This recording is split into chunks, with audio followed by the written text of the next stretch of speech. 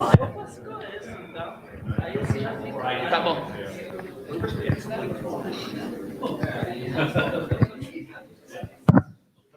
Tá.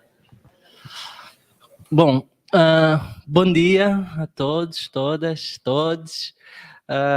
Vamos dar início ao nosso evento de hoje, que iniciou ontem, e esperamos que seja gratificante tal qual foi o de ontem, né?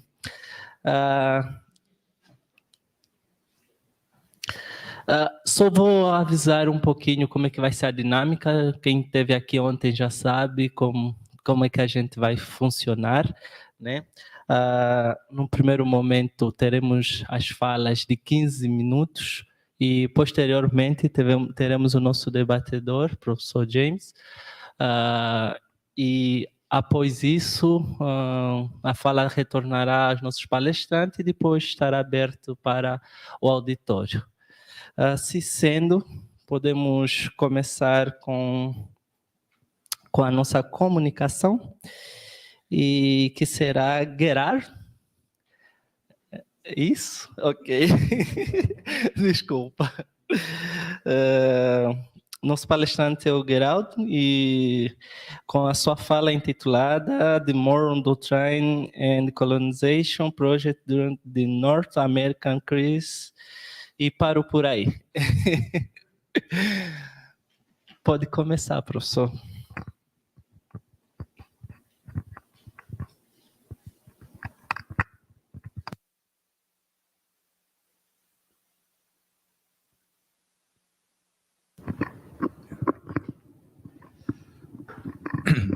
Yeah. Okay.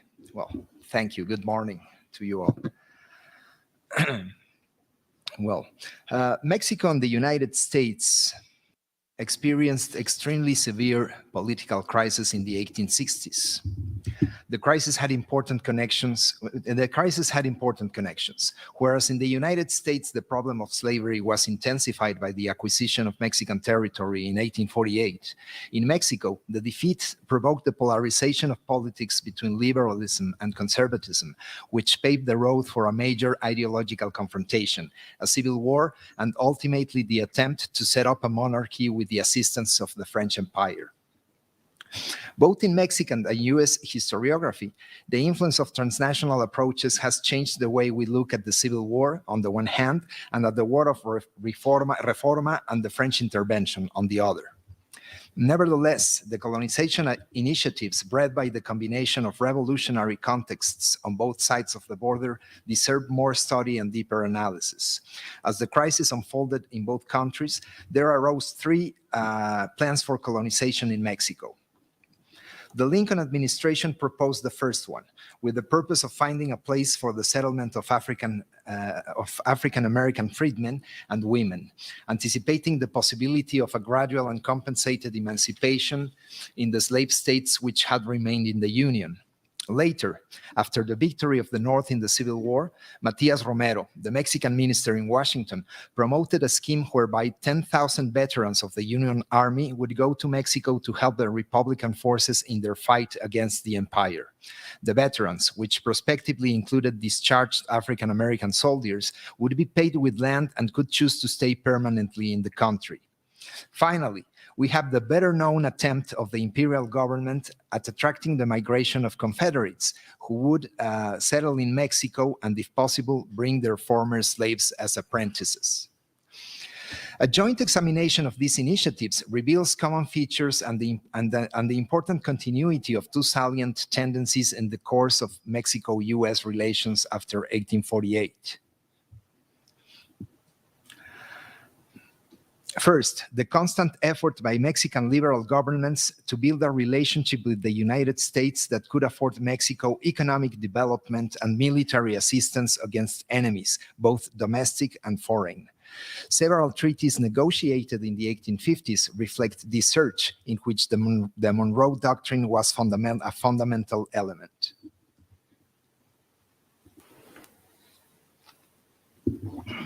That is, the concern about the risk that a European power would take advantage of Mexico's weakness and internal divisions was shared equally by liberal politicians in Mexico and the US diplomatic envoys during those years. Second, the effects of slavery in the relation between both countries. Being a free territory next to a prosperous and aggressive slave society had important consequences for Mexico. The colonization of Texas and its secession, of slave fugitives seeking freedom, and the threat of more territorial losses to placate the fear of Southern politicians of losing power to the North in the national government, were all created by the juxtaposition of free and slave territory. By the same token, the colonization projects reflected a search for a solution to the problem of what to do with Black people once they became free. For reasons of contiguity, weather, and racial makeup, Mexico could become an ideal destination for the freedmen. In the following pages, we will take a brief look at two of these colonization projects. First project.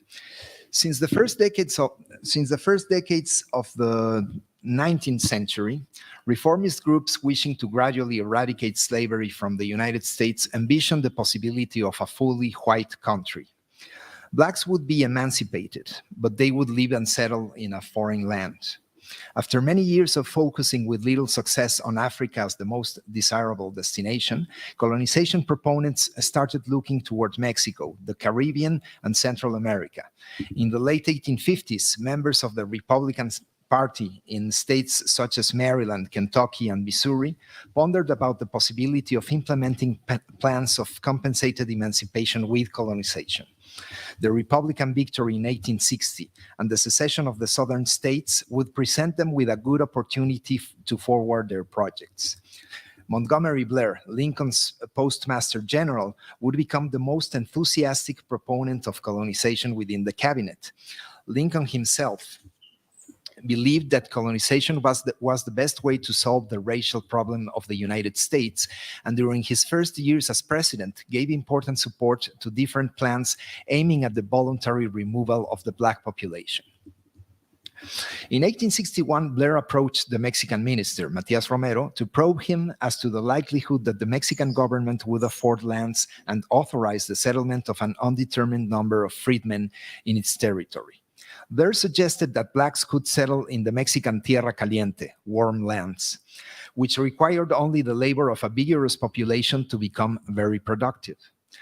Romero responded that Mexico did not need more population for those areas, where white people and our Indians, as he called them, already cultivated sugarcane and cotton, and that the reason for the low productivity was not the lack of population, but the formidable physical obstacles to take the crops to market. Apart from that, he added, and I quote, "We have nothing against colored people," end of quote. And he anticipated to Blair that his government would not object to have freedmen and freedwomen settle in the country.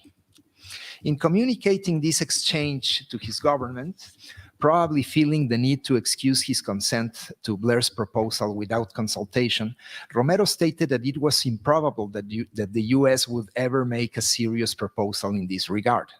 He believed that the South would win its independence and that most of the Black population would remain enslaved. Romero's explanation and the laconic response of his superiors in Mexico suggest with enough clarity that the prospect of receiving thousands of African Americans in the country was not appealing. Mexican politicians saw in colonization a tool for demographic engineering, capable of whitening the population, or at least of adding more European blood to the national mix, as they put it. In the following months, however, the economic and political standing of the Juarez government became increasingly complicated, so much so that in July, it stopped the payments of its foreign debt, thus triggering the chain of events that would result in the French invasion. Foreseeing that outcome and trying to prevent it by all possible means, Thomas Corwin, appointed by Lincoln as minister to Mexico, urged the State Department repeatedly to provide financial assistance to Mexico. The only way to prevent England, France, and Spain from taking advantage of the civil war in the United States to establish a foothold in Mexico, Corwin argued, was a loan of several $1 million. Mexico would offer as collateral the lands recently confiscated to the church. To make a more convincing case to his government, Corwin suggested that a portion of the lands thus acquired could be used for the settlement of U.S. freedmen and women, who, in his opinion, would be more than welcomed by the supposedly colorblind and egalitarian Mexican population. Thus, from the beginning, the plan of colonization was intertwined with the negotiations of a treaty of financial assistance, whose main goal was to assure that Mexico would keep paying the interests of its foreign debts so the European powers would stay away. A treaty was signed on April 1862, but the U.S. Senate never voted in favor of it. Legislators considered it unwise to spend millions of dollars saving Mexico while it was becoming apparent that the Civil War would be a long and destructive war. To the same effect, many senators feared that the treaty would provoke a hostile reaction on the part of France. The project aimed at Mexico never took off, and for its colonization efforts, the U.S. government turned its gaze toward Chiriquí, in what today is Panama, and to Ilabash in Haiti, with disastrous results. Well, second project. Matias Romero was a hard worker. He spent long hours at his desk writing to the State Department, to U.S. congressmen and senators, to cabinet members, and to newspaper editors. The chief goal of his unceasing labors was to mobilize a network of influences to press the U.S. government to reassert the Monroe Doctrine and help Mexico. By early 1863, however, he had sadly realized that the U.S. government would not change his position of neutrality before solving its own internal conflicts. At the end of the Civil War, however, Romero anticipated a radical change and continued his collaboration with Blair to concoct a plan that combined military help with colonization. The goal was to gather a body of veterans from the Union Army to march to Mexico and fight against Emperor Maximilian. A necessary first step was to enroll an able and popular general to become the head of this mission. The best candidate to assume this position was Ulysses Grant. This initiative faced many challenges. It was relatively easy to get enough volunteers to sign up. The problem was to find a way to make sure that they, once in Mexico, would not become filibusters and turn their guns against their host, seeking territorial conquests. The solution of the Mexican government was a plan to attract the volunteers as permanent settlers by offering rewards. The Juarez government offered to all foreigners wishing to emigrate to Mexico and join the fight against Maximilian a reward of land with a value of $1,000. Officers would receive more depending on their rank. Supposedly, this colonization plan would give enough incentives to the volunteers that they would choose to stay in Mexico after their service, become peaceful citizens, and contribute to the economic development of the country. Romero employed 2 agents and his network of relations to spread news about the plan and promote enrollments. He soon received a multitude of letters from would-be volunteers making inquiries, requesting missions in the Mexican army, and means to travel to Mexico. These letters offer valuable insight into the ideas of common low-rank officers and servicemen. Many of them were soldiers of fortune who were not shy to go straight to the point. One of them wanted to know clearly what rewards the volunteers could expect, and especially, and I quote, what part of it is paid in cash and at the moment of enlistment, end of quote. Other volunteers expressed ideological motivations with surprising vigor, especially the conviction to fight against a monarchical usurpation sponsored by Europe in a former republic in the American continent. In fact, the rhetoric found in some letters suggests that the Monroe Doctrine had become an important component of U.S. nationalistic ideology. To cite just one example, one would-be volunteer declared that, and I quote, "Mexicans are Americans, just like the people of the United States. And as Americans, we should be together for liberty and against the invasions and usurpations of Europe." This project also renewed interest in the colonization of the freedmen. In this case, those who had served in the Union Army. The recruitment of near to 180,000 African Americans in the Army, most of them former slaves, gave place to innovative plans to reassert the Monroe Doctrine and solve the racial problem of the United States at the same time. 1 year before the Confederate defeat, the commanding officer of an infantry regiment wrote to President Lincoln and asked rhetorically whether the Monroe Doctrine and the situation of Mexico could not afford a solution to the problem of Black emancipation. He suggested that a force of 400,000 Black soldiers go to Mexico and help overthrow Maximilian and expel the French, which at the same time would provide home for the, what he called, colored race formerly held in slavery in the United States. Similarly, following Grant's orders, General Philip Sheridan had taken a force of 30,000 men to the border between both countries with the apparent goal of keeping order in the area, but with the real purpose of making a show of force to the French on the other side of the river. Within Sheridan's force, there was a regiment of African-American troops. Grant and Romero had the expectation that a part of these forces could accept the offer of colonization of the Juarez government and migrate to Mexico. To the same effect, Reuben D. Musey, a private secretary of President Andrew Johnson, talked to Romero about the possibility of sending to Mexico a regiment of African-American servicemen who were about to be discharged. They would be deployed in Arizona under the pretext of protecting that area against the raids of indigenous groups, but with the actual purpose of inviting them to join the Juarez forces through Sonora on the other side of the border. In this fashion, the freedmen would become agents of the enforcement of the Monroe Doctrine in Mexico, and in return they would receive the chance to settle in new homes, where supposedly they would not be the victims of prejudice and racism. This plan was unsuccessful too. Neutrality laws prevented Romero from being a more effective recruiter, since he could not bestow commissions in the Mexican army, nor could he afford economic means for those who wished to go to Mexico and expected at least some money for travel expenses.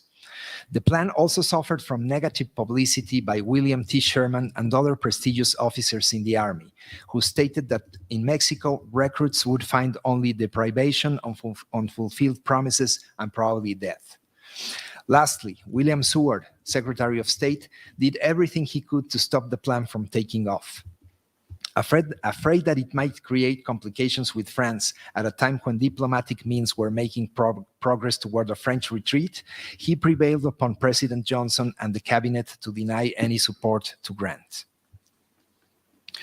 There is no space here to consider the third project, in which the imperial government of Mexico tried to attract Confederates escaping probable punishment at the hands of federal authorities, or simply looking for a new beginning away from northern domination. Southern whites could bring their former slaves with them in an arrangement similar to the system of apprenticeship implemented by the British Empire in the Caribbean in the 1830s. Examined in isolation, the Confederate Migration Project appears to be a nostalgic attempt by recalcitrant Southerners to recreate as much as possible their society and their economic and labor system. By looking at the antecedent projects, however, we can realize that it was not an isolated attempt and that it shared important goals and features with the other projects. The Monroe Doctrine still was important, although in an inverted intent. The imperial government believed that the Confederate migration would increase its strength and stability, which would be of critical importance to face the United States once the French troops retreated. Similarly, the project was also an offshoot of slavery in the United States and an experiment to deal with the problems of race and labor generated by emancipation. Thank you.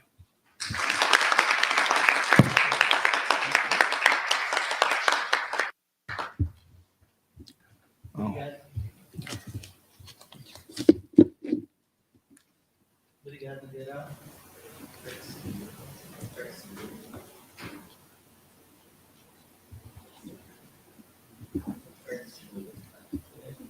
Yeah.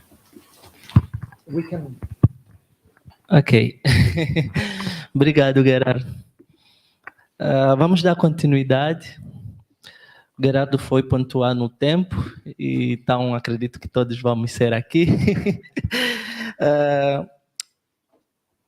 A fala que se segue é da Emily Lampert. E eu não tenho aqui o título, porque a Emily alterou o título em si. Então, ela vai dar seguimento. Olá, bom dia.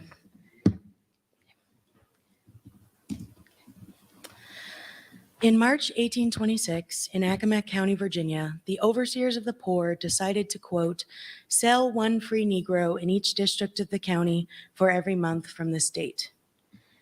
This decision had been building for some time. In January of that year, they notified the public that they intended to act on, quote, the law concerning free Negroes emancipated since 1806. And in 1825, they had attempted to sell someone. The law the overseers were so concerned with carrying out was Virginia's 1806 expulsion statute, which stipulated that freed people had to leave the state within 1 year of manumission or else forfeit his or her freedom. The law specified that any emancipated person who remained in the Commonwealth beyond a year, quote, may be apprehended and sold by the overseers of the poor. After their decision in March, the overseers sold 8 freed people in May. Immediately after recounting the May sale during their June meeting, the overseers decided that in October, they would again auction off freed people in violation of the law. That sale, however, is not recorded in the overseers' record book. Instead, we know this sale took place because of several freedom suits filed by those sold. These two sales illuminate a moment in which a legally empowered, tightly knit group used the expulsion law to their advantage, something little seen or discussed in the historiography. Indeed, historians have explicitly described the 1806 law as a, quote, oft ignored requirement. As these two sales indicate, however, the 1826 Accomack overseers did quite the opposite, and in doing so ignored instead 20 years of precedent and generations of relative peace between freed black and white Accomack residents, While these sales and the subsequent freedom suits certainly speak to the growing literature on black use of the law, what seems to have been most at stake in these sales was community. They offer a window into serious generational and community divisions in the early 19th century, rifts that were revealed when the broader Accomack community contested the overseers' actions which, as evidenced by granted freedom suits, were in fact illegal.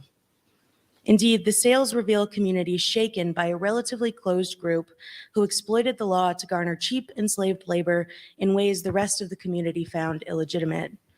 In other words, Accomack confronted a crime ring. So I'll start by contextualizing Accomack, as I think place is really important to this story. So Virginia's Eastern Shore had a long and relatively distinctive history of manumission and free black life compared with the rest of the state. The peninsula was home to well-known 17th century free black farmers and property owners like Anthony Johnson. And during the 18th century, the region cultivated a, quote, culture of manumission. The natural outcome of this Eastern Shore culture was a proportionally huge free black population.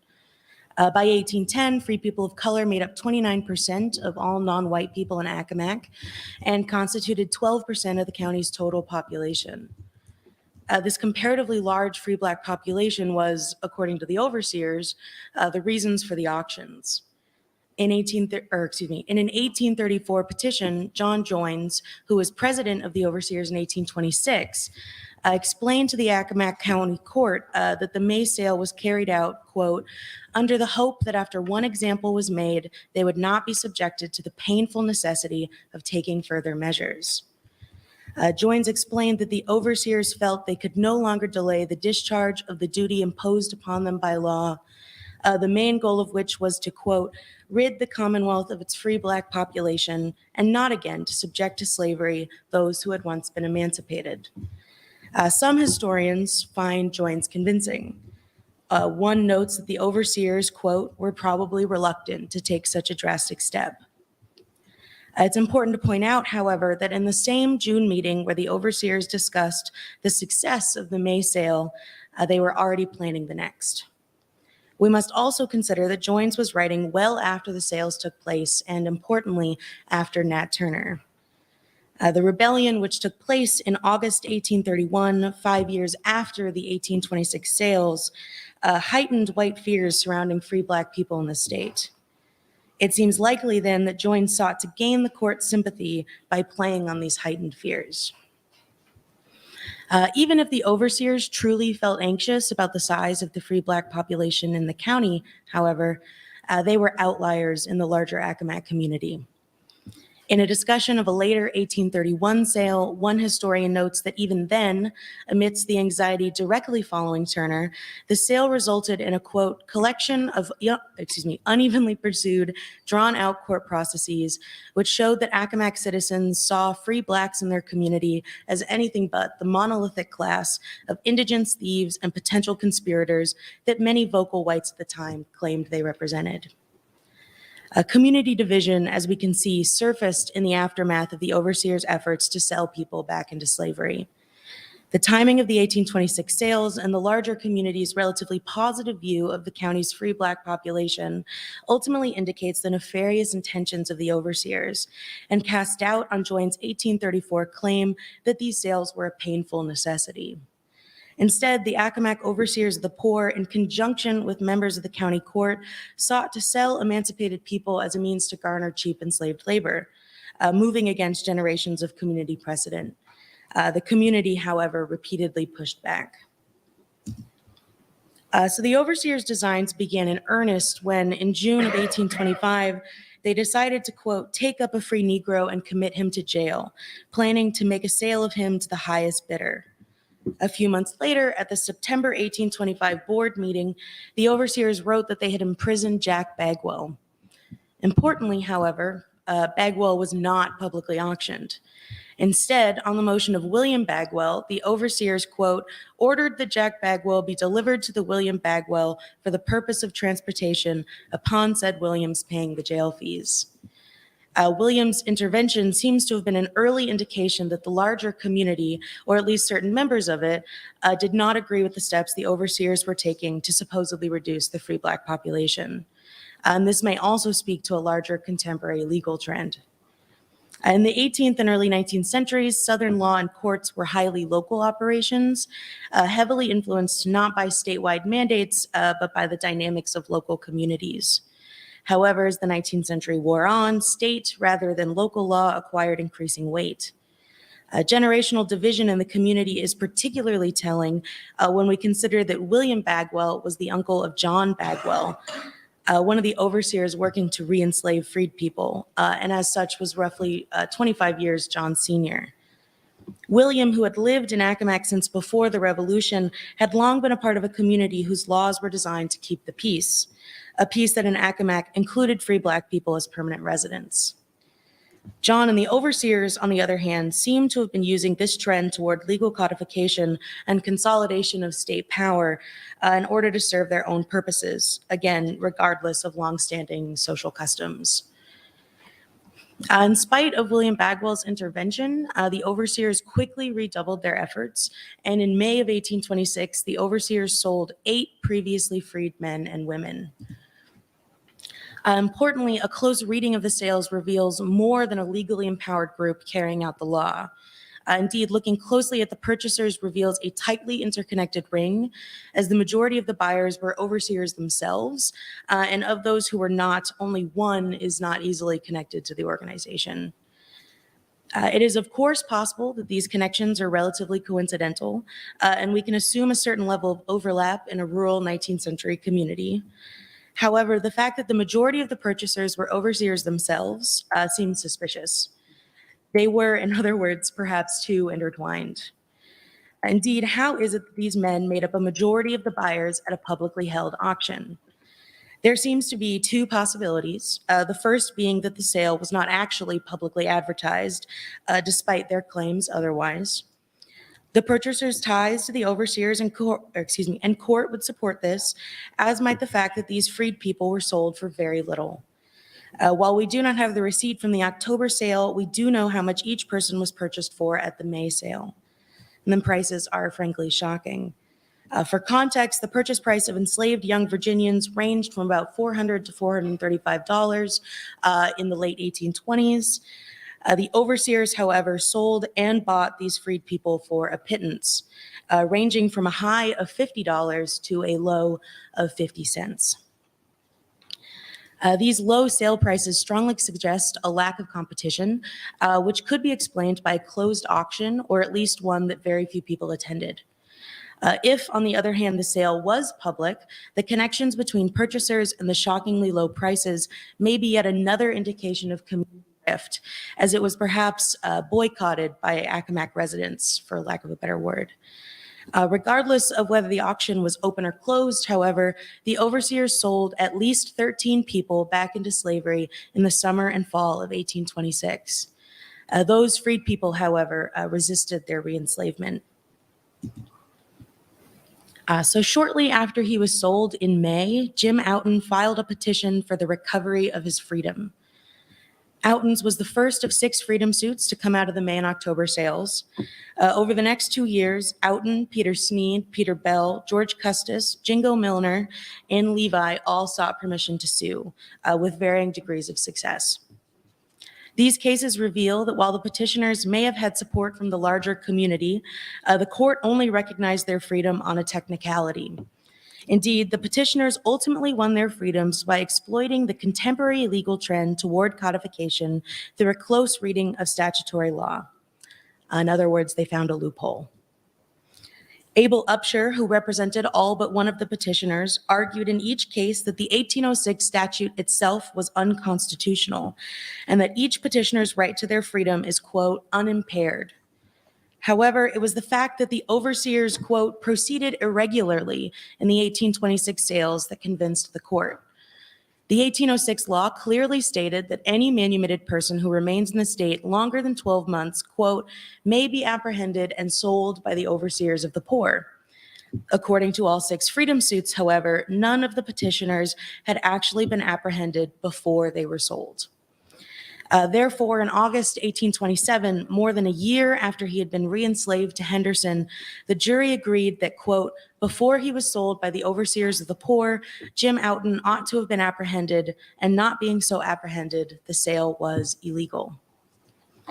Importantly, Outen and Custis are the only petitioners who won their freedom outright. Though they may have been the only ones to receive justice in the legal sense, we know from census records that Bell and Sneed were free in 1830, still living in Accomack.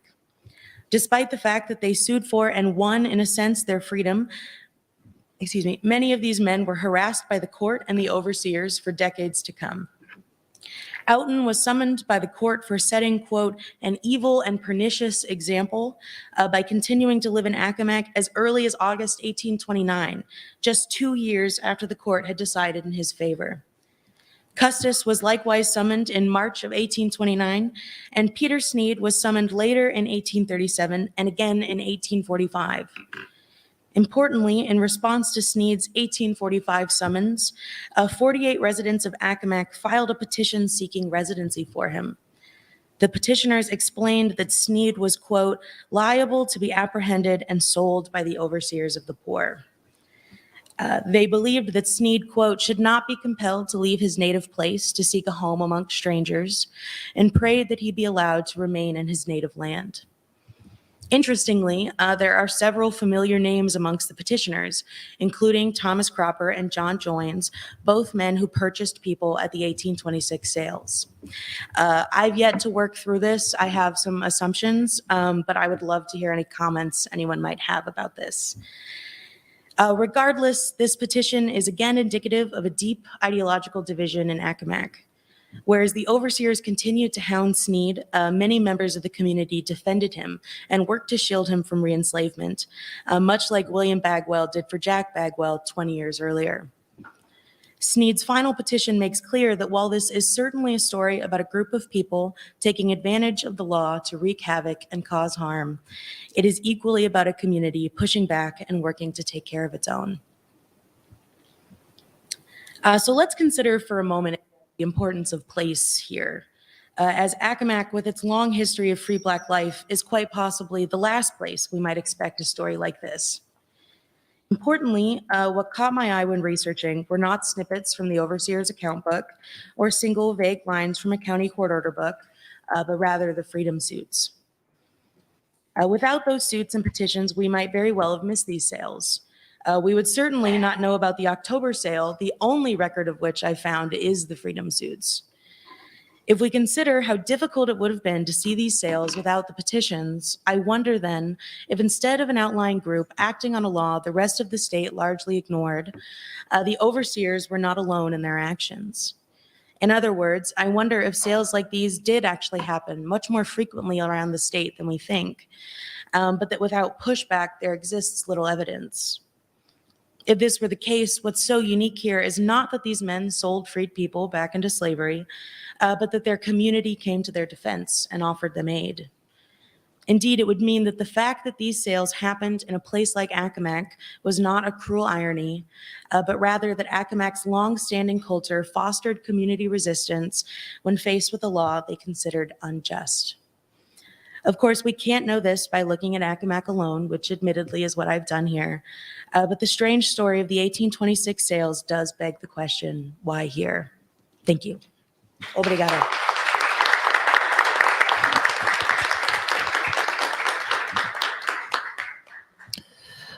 Disse quem sabe faz ao vivo, né? Eu teria que fazer algo no início que eu não fiz, que é falar o nome da mesa, né? Que é Liberdade, Justiça e Raça, tá? Só para contextualizar as pessoas que nos assistem online sobre essa temática que a gente está aqui a discutir. Dito isso, podemos continuar com o palestrante Drew Sanders, com o título da fala Across the Rio, in Bondage, Enslaved people in Matamoros during the U.S. Civil Wars. Hey. Buenos dias. Good morning. My research deals with the Texas-Mexico borderlands in the U.S. Civil War period of the 1860s. Particularly, I look at the interactions between slavery, capitalism, and the state. During the U.S. Civil War, the Union blocked all of the Confederacy's ports, and with an economy dependent on the export of cotton grown by enslaved people, the Confederacy suffered. But for some Texas slave owners, however, the port of Matamoros, Mexico, across the Rio Grande from Brownsville, Texas, offered an opportunity. By exporting cotton into Matamoros, they could feed global cotton demand by then selling it to nominally anti-slavery countries like the UK, France, and the United States. But while the capitalism of slavery thus extended into North Mexico, historiography has demonstrated that slavery never could.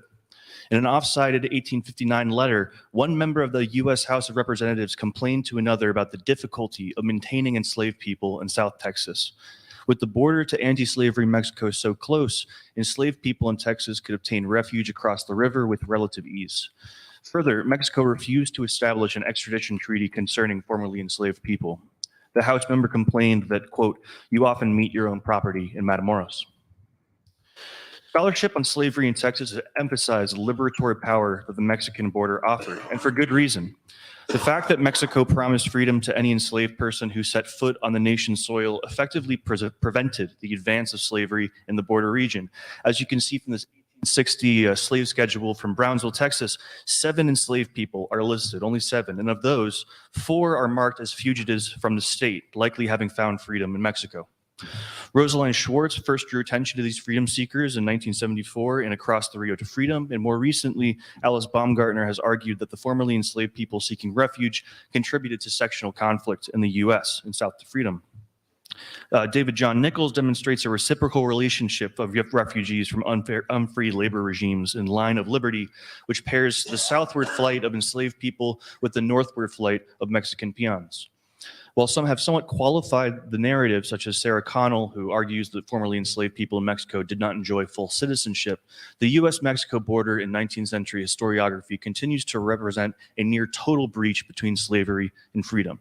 It's a narrative that is so entrenched that even National Public Radio has run a story on it. But borders are messy places. The policies of, that's the NPR story down there. Borders are messy places. The policies of central governments are not always the letter of the law. As we know from James C. Scott, border communities develop because of their desire to maintain distance from state power. In Los Barrios del Norte, Luis Medina Peña describes this process by which a substantial rift developed between norteños and state power in Mexico City. In regard to the Rio Grande-Rio Bravo border, our own Gerardo Gurza writes that both Mexican and US government showed a very limited capacity to enforce their will on the border.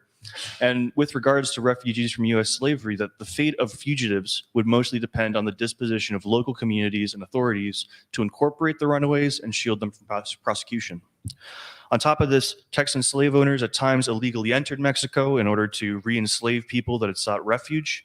And returning to the census, the action of marking 4 formerly enslaved people who self-liberated in Mexico represent rival claims of freedom.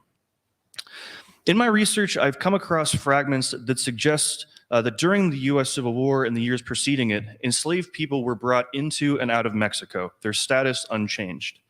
This paper brings together fragments from manuscripts, newspapers, letters, and WPA narratives to shed light on these cases.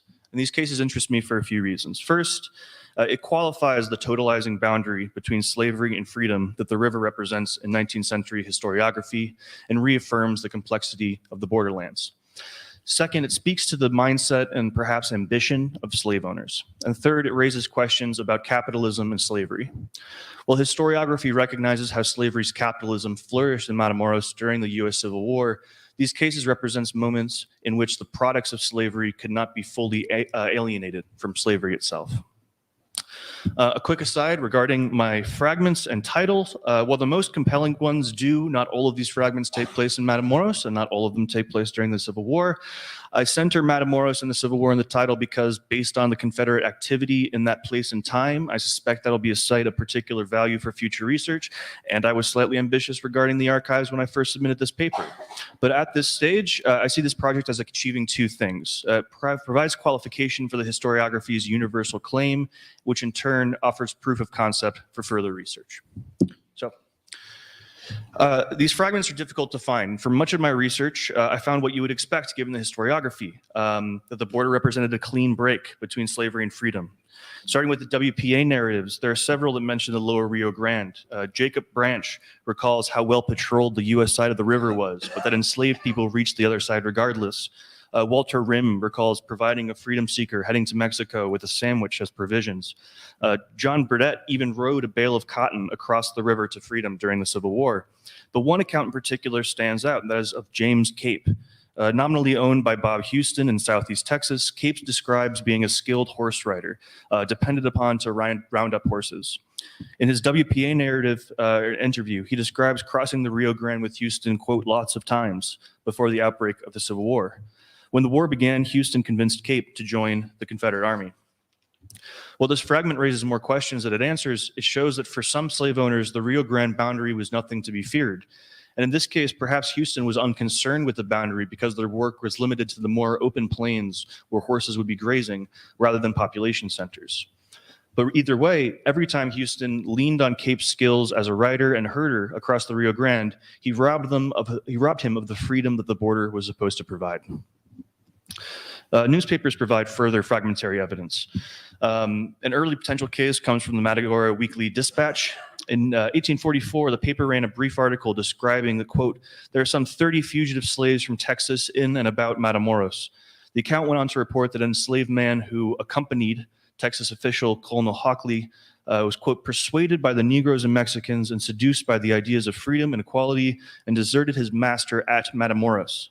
However, quote, he was promptly arrested and secured in prison by the Mexican commandant when a subscription was taken up amongst the Mexicans and his liberty purchased with $800. There are 2 surprising points here. First is the description of the man's self-liberatory action. It appears he decided to seize freedom after having been brought to Matamoros by Hockley, as the reference of being persuaded by formerly enslaved people seems to refer to the first line describing the fugitives in the city. This would imply that Hockley felt a sense of security in bringing an enslaved person into a land with laws explicitly stating that the trip would make him a free man. But the second surprising point is that he was, at least at first, correct. Local authority acted to secure Hockley's rights to own property and humans, and then adopted the logic of slavery by orchestrating a sale for his liberty. With this fragment alone, it's difficult to fully understand the situation, but this case shows that the borderland reality was contested and operated at a highly local level, often involving noncompliance with federal law. And considering that, it's likely that Hockley's history or personal relationship with the present Mexican authorities could have been the determining factor in this event. During the Civil War, as we spoke, the Confederate cotton flowed through Matamoros to circumvent the blockade, leading to an economic boom and an increase in Anglo-Confederate presence. And two interesting fragments describe the presence of enslaved people in Matamoros during the Civil War.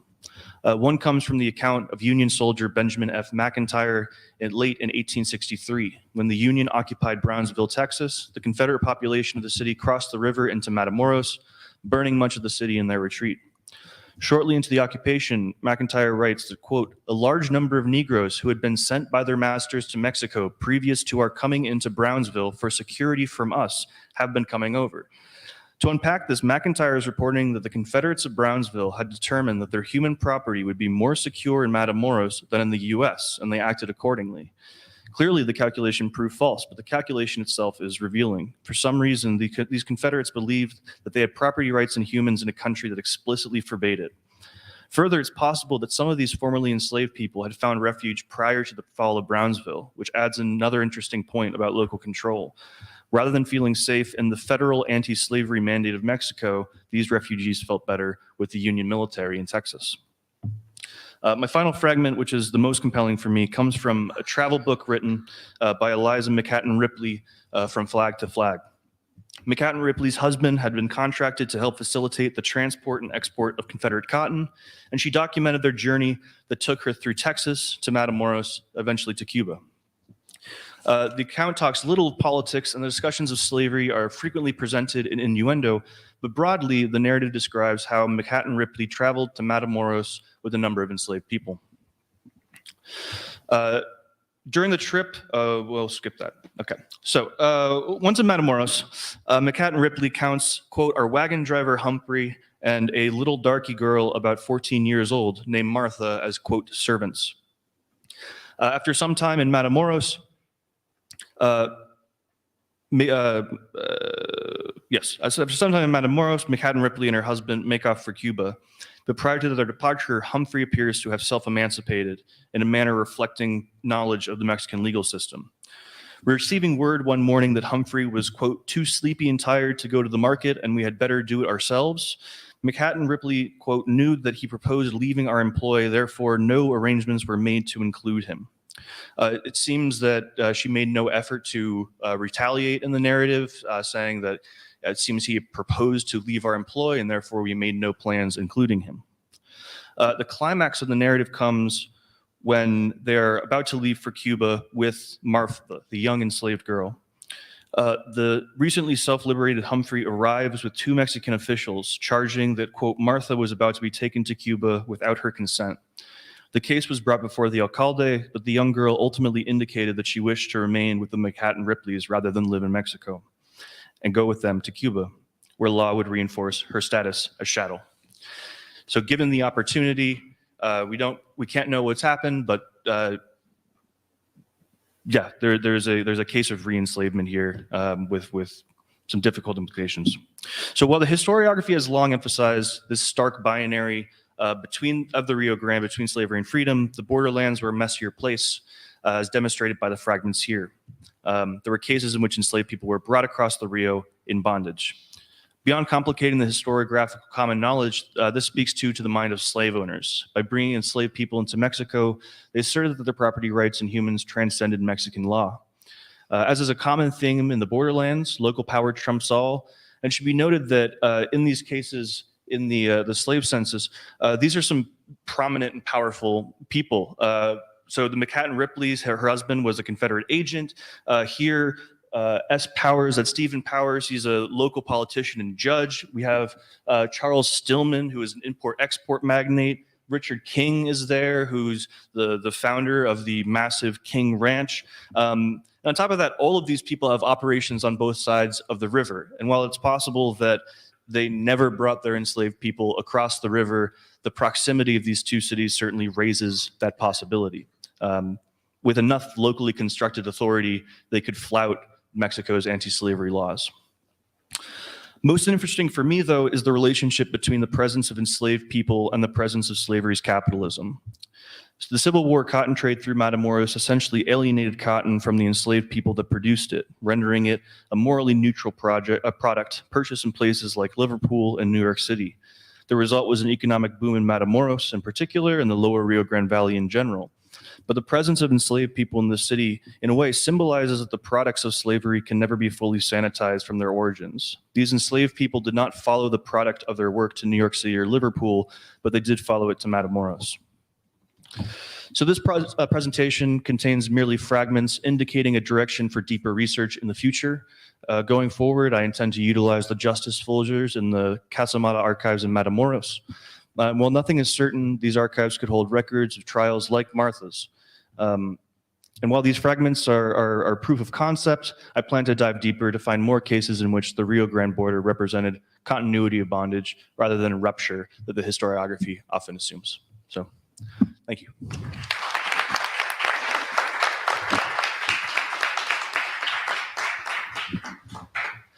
Obrigado. A próxima fala teremos da Summer Perritt e é intitulada Racial Violence, Black Citizenship and the Case Against Emigration. Summer, it's your time. Eu gastei todo o inglês agora. Obrigada. Okay. So yes, as our lovely chair said, the title of my paper in English is Racial Violence, Black Citizenship, and the Case Against Emigration, a Study of the Richmond Planet, 1890 to 1900. In July of 1890, the Virginia-based Black newspaper, the Richmond Planet, carried an article that proposed a solution to the country's increasing racial tensions. It argued that the, quote, small minority of white fellow citizens residing in the American South at the time should be forcibly removed from the region, and that Congress should provide, quote, $100 million to furnish the unhappy citizens of those states who may desire to settle in other and more favored states free from Afro-American majorities, with free transportation and lunch, by the way, to any states north of Mason and Dixon's line. This satirical proposition was undoubtedly intended to scrutinize the recent demands for Black emigration to Africa. However, in the very same edition, the Richmond Planet also carried an article entitled, quote, Whipped by Whitecaps, Jim Butler, colored, unmercifully beaten, his wife pleads, warned to leave home.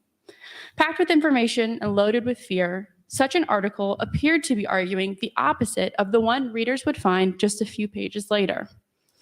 Why would the Richmond Planet, a trusted source for Black Richmond residents and many Black Americans all along the Eastern Seaboard, denounce plans for Black emigration at the same time that they published visceral threats for Black people to leave their homes? In other words, why would they at once advertise the horrors of life in the South while urging their readers not to leave?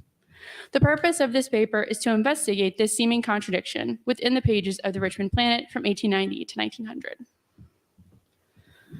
For context, the decade just before the turn of the century in the United States was characterized by intense violence and disenfranchisement for Black Americans.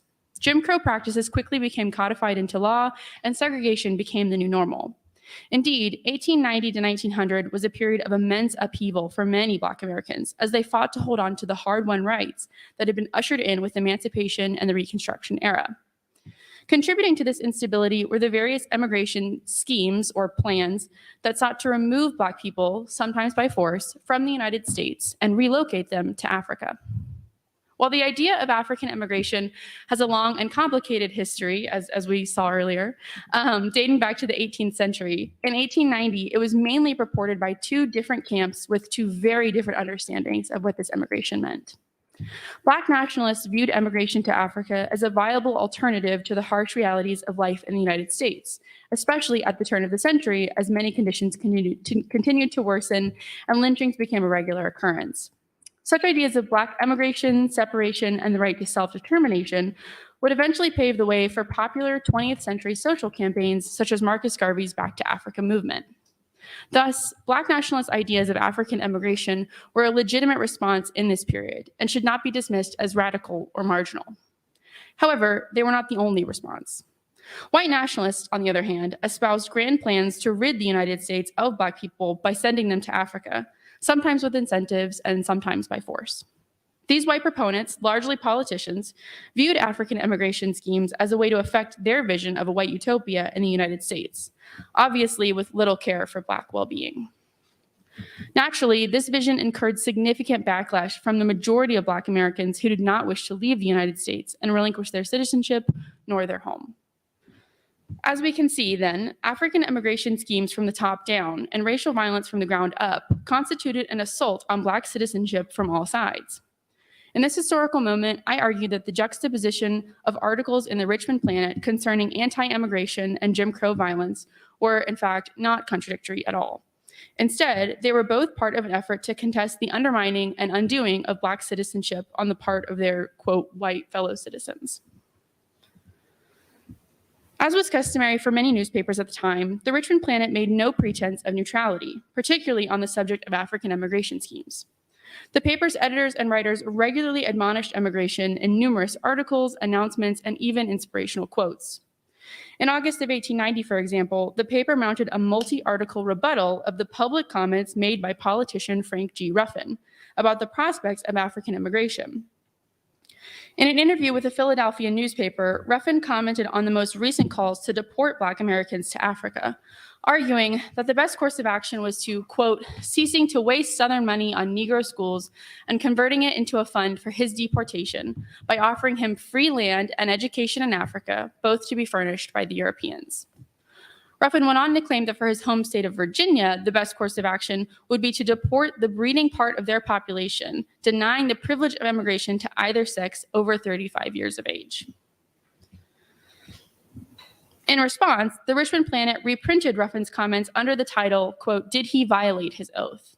calling into question the legitimacy of Ruffin's remarks and claiming that they were, quote, not only incendiary and treasonable, but in direct violation of obligations which he, as a sworn servant of the people, have taken.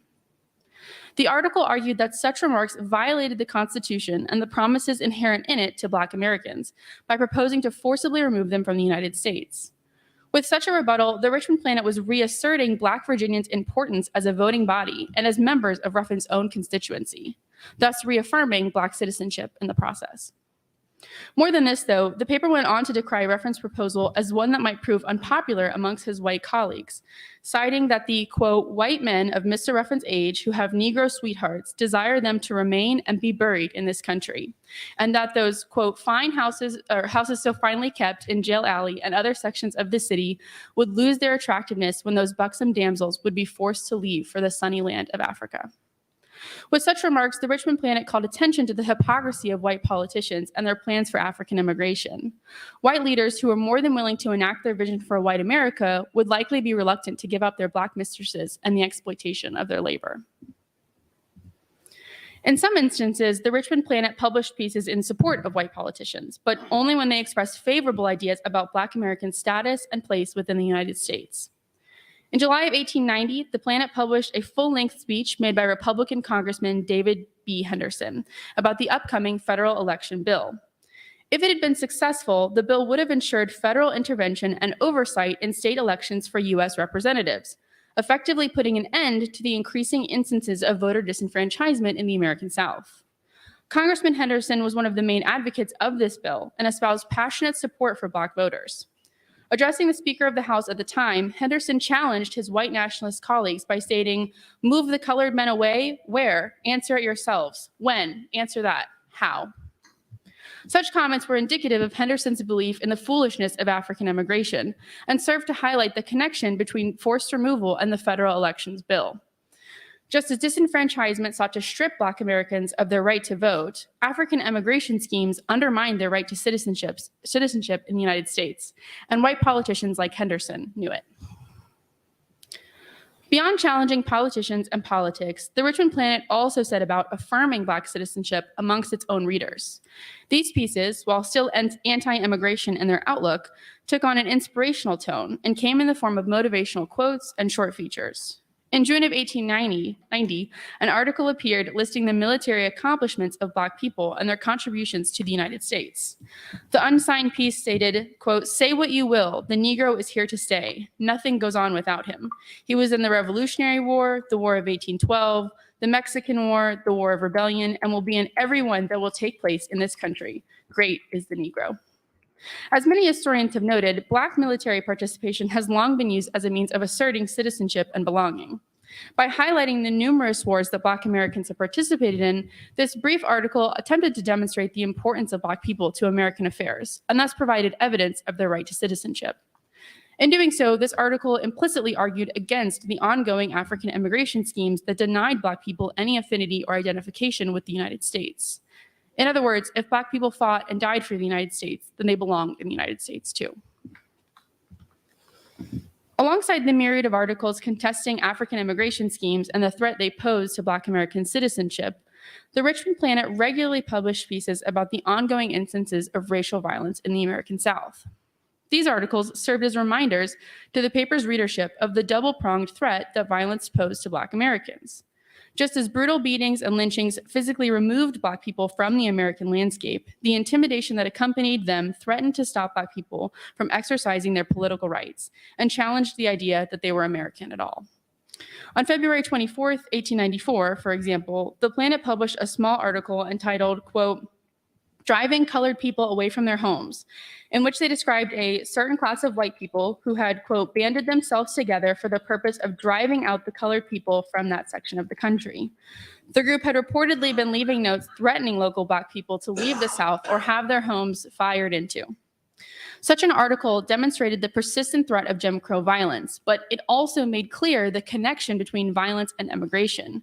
Indeed, both these acts, in the view of the Richmond Planet at least, would result in the same outcome: the removal of Black people from the American South. Concern over the threat that violence to Black Americans was so palpable that the Richmond Planet regularly published lists of all the people that had been lynched in the past year. And they updated those lists regularly to demonstrate the volume of racial violence occurring in the South at the time. In one instance, a particularly violent case of a near lynching took up almost the entirety of the paper's front page. On July 5th, 1890, the Planet ran an account written by Tom Finley, a Black man who had recently been appointed as the postmaster of Abbeville, South Carolina. Upon his appointment, Finley was attacked outside of his home by a mob of white men who reportedly claimed that they, quote, did not intend for Finley or any other damn Negro to ever be postmaster, end quote. The mob beat Finley with barbed wire, broke his leg, and informed him that he must leave the state that night, and if he was caught in the state again, he would be killed. Accounts such as these were a common refrain throughout the pages of the Richmond Planet in the decade leading up to the 20th century, and the story was nearly the same every time.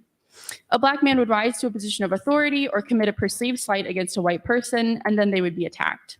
Many were murdered in broad daylight, but some Americans, like Finley, were coerced into leaving the South or the country altogether. While the details might have varied, the intention of this racial violence was uniform, and to the Richmond Planet, abundantly clear. Such violence, or the threat of violence, would rid the country of as many Black people as possible and through any means necessary.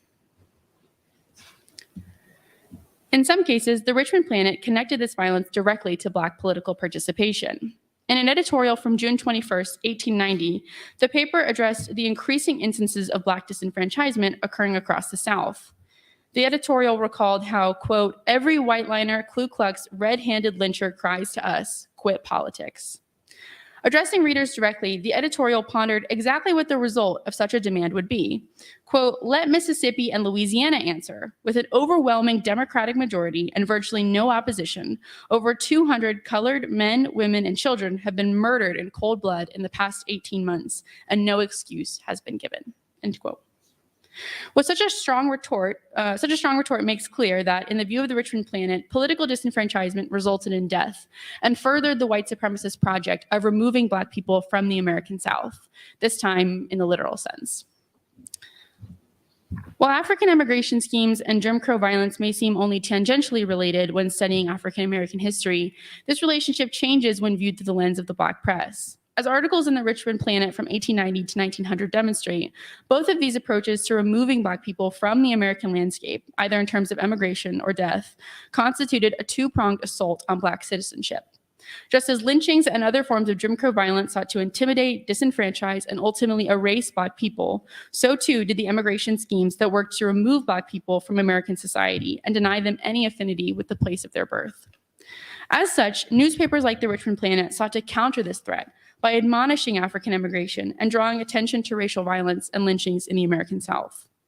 While these approaches might seem contradictory on their face, in reality, they comprise a bilateral response to the undoing and undermining of Black belonging in the United States. Obrigada. Thank you.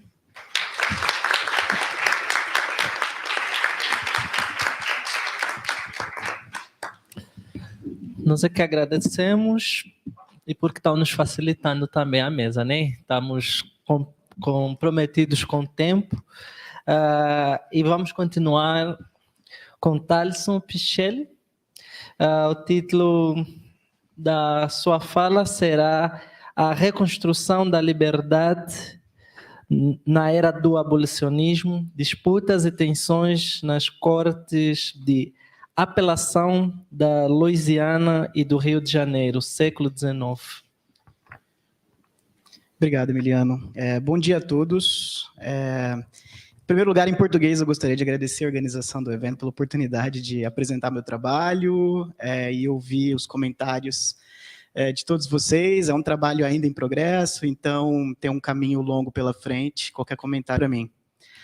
Eu vou apresentar em inglês e vocês podem acompanhar uma versão resumida em português nos slides. Now in English, good morning to you all. I was saying I'm really happy to be here, and I'm really happy to be able to share my work with you and to hear your comments on it. It's especially because it's a work in progress. There's still a long way to go, so any comments you may have will be really useful and important to me. I'm gonna read my presentation in English, or at least I will try to, and that's it.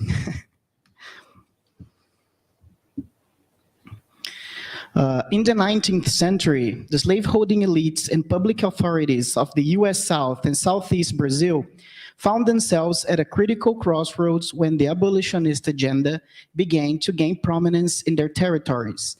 They had to deal with the expectations and claims for rights of an increasing number of freed and free people of color, while developing strategies to postpone the end of slavery as much as possible, with a view to preventing that such a process generated economic, political, and most importantly, social disruption.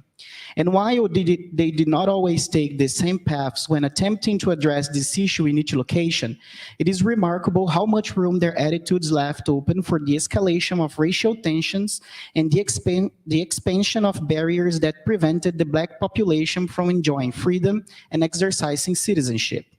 In other words, the era of abolitionism in Brazil and the United States was marked by intense conflicts and ambiguities that further blurred the boundaries between slavery and freedom, making it a real challenging moment for those who were emancipated and their descendants.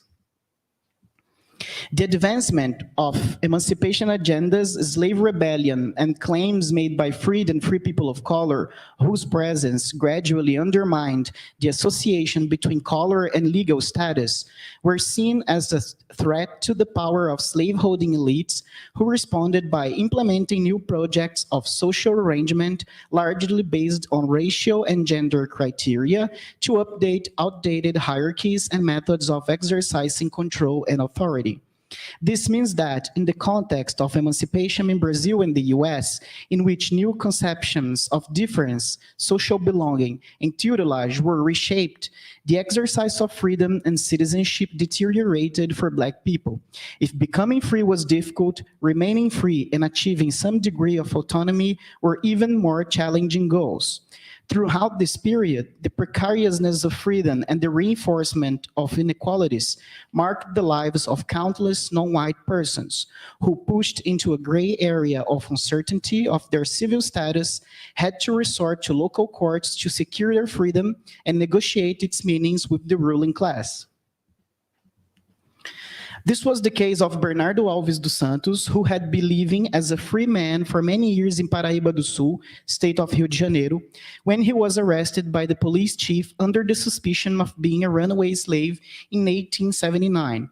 Or again, of Eulalie Oliveau and her family, who lived in the rural parish of Pointe Coupé in Louisiana and were kidnapped and re-enslaved by two slave traders named Daniel Long and Zachariah Mabry in 1853.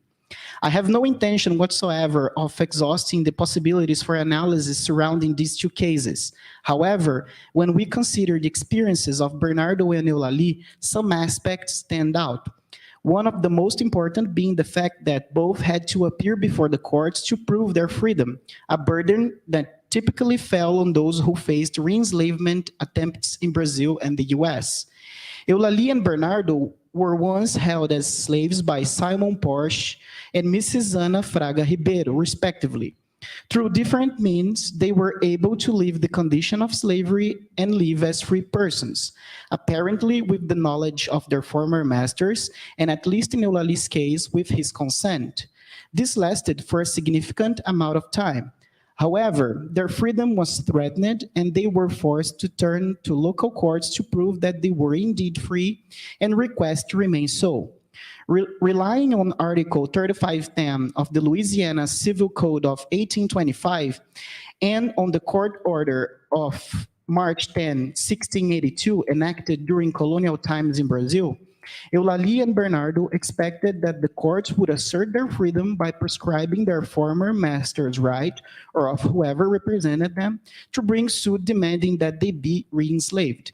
In the beginning, their lawsuits faced challenges as their captors tried to disqualify their claims, but as they progressed, the parties debated not only the application of specific legal provisions in their favor, but also the very definition of slavery and freedom.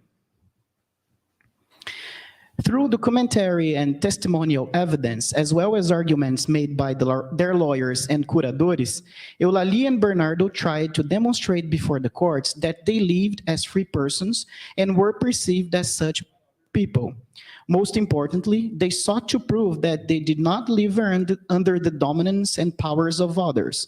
Eulalie's witnesses, for example, frequently stated that it was well known in the public eye that she was a free woman who behaved properly, got married to a free man of color who was also a taxpayer, and much like her daughters, lived for herself, working for whoever hired her. The deponents further asserted that Eulalie and her family were not subject to Portia's widow's authority and that she did not treat them as slaves. These factors played a crucial role in the Court of First Instance Judge's decision to grant Eulalie's request for freedom by prescription, which he did after grounding his decision on Article 3510 of the Civil Code. In Brazil, Bernardo's witnesses also testified that he was always considered a free man and had worked in various occupations to support his family, including as a carpenter, cook, municipal guard, and in land service for the Dom Pedro II Railroad. In addition to that, Bernardo himself submitted documents such as his certificate of engagement in the municipal guard and his application for a marriage license to further demonstrate that he was indeed a free man and was acknowledged as such by public authorities. Bernardo's curador in the appellate court argued that it was completely against the spirit of modern laws of the empire that a worker, the head of a family, and above all, an agent of the public force who had long served, quote, the homeland as a free man, should be put into captivity. In his opinion, if Mrs. Fraga's allegedly property right over Bernardo was the issue, she should be compensated by the Emancipation Fund and his client should be set free. On the other side of the legal quarrel, the defendants did everything they could to demonstrate that Bernardo and Eulalie were slaves and denied their rights to claim their freedom in court. By doing so, they left the records of their understanding of slavery freedom, what it meant to be under someone else's control and dominion, and how that control ought to be managed. In Brazil, Ana Fraga's attorneys used a slave registration bill to testify that Bernardo belonged to her, was a runaway captive, and thus had no right to pray for his freedom. One of them argued that freed and free persons were the ones who were not subject, open quote, by law to the powers of others, end quote. Enslaved, on the other hand, were, quote, those who are subjected to the power of the master, end quote.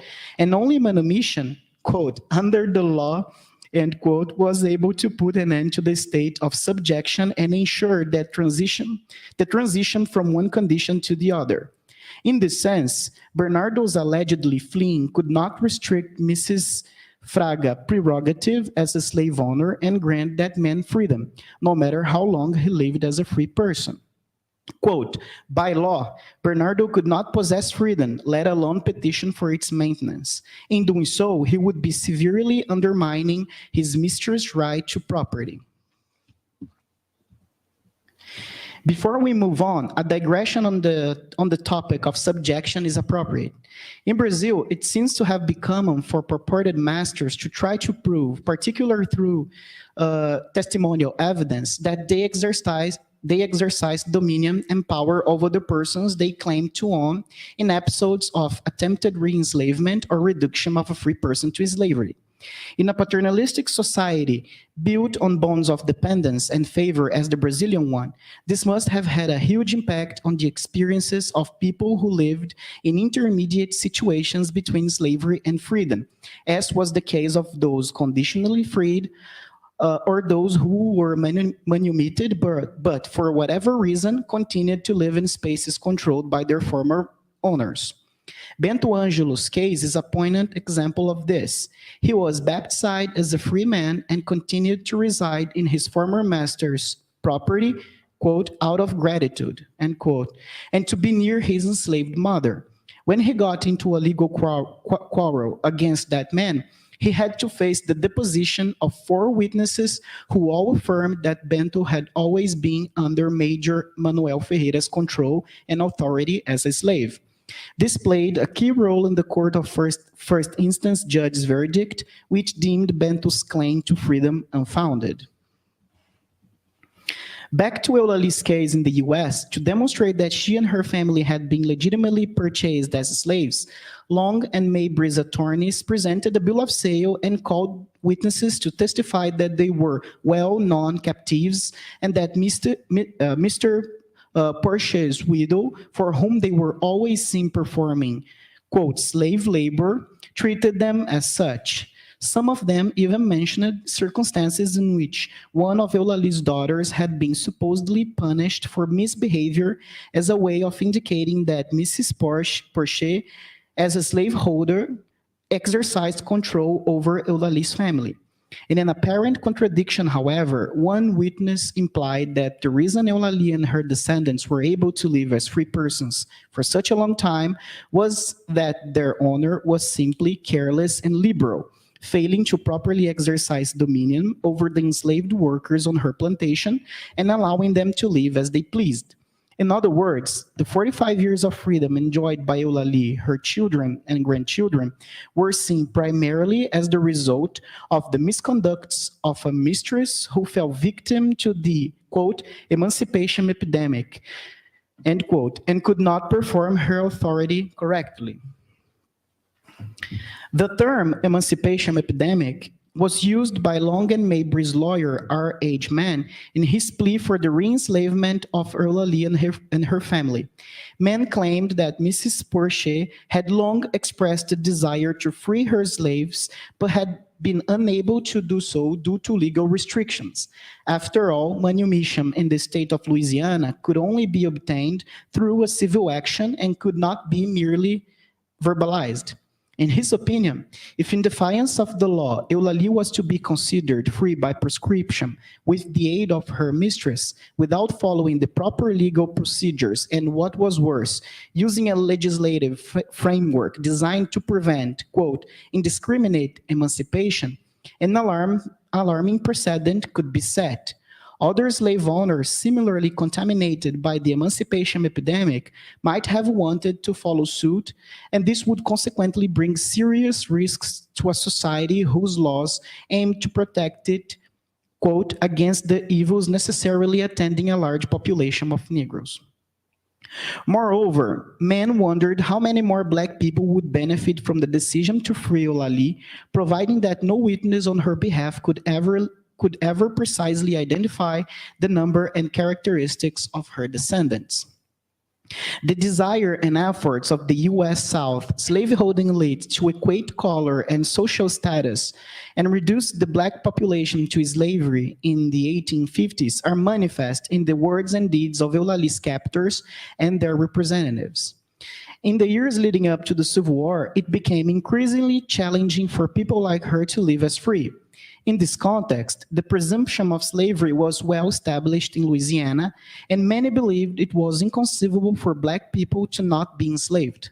In his deposition, J.L. Matthews, witness for the defendants, clearly expressed that if Eulalie and her family were not slaves, quote, they ought to be.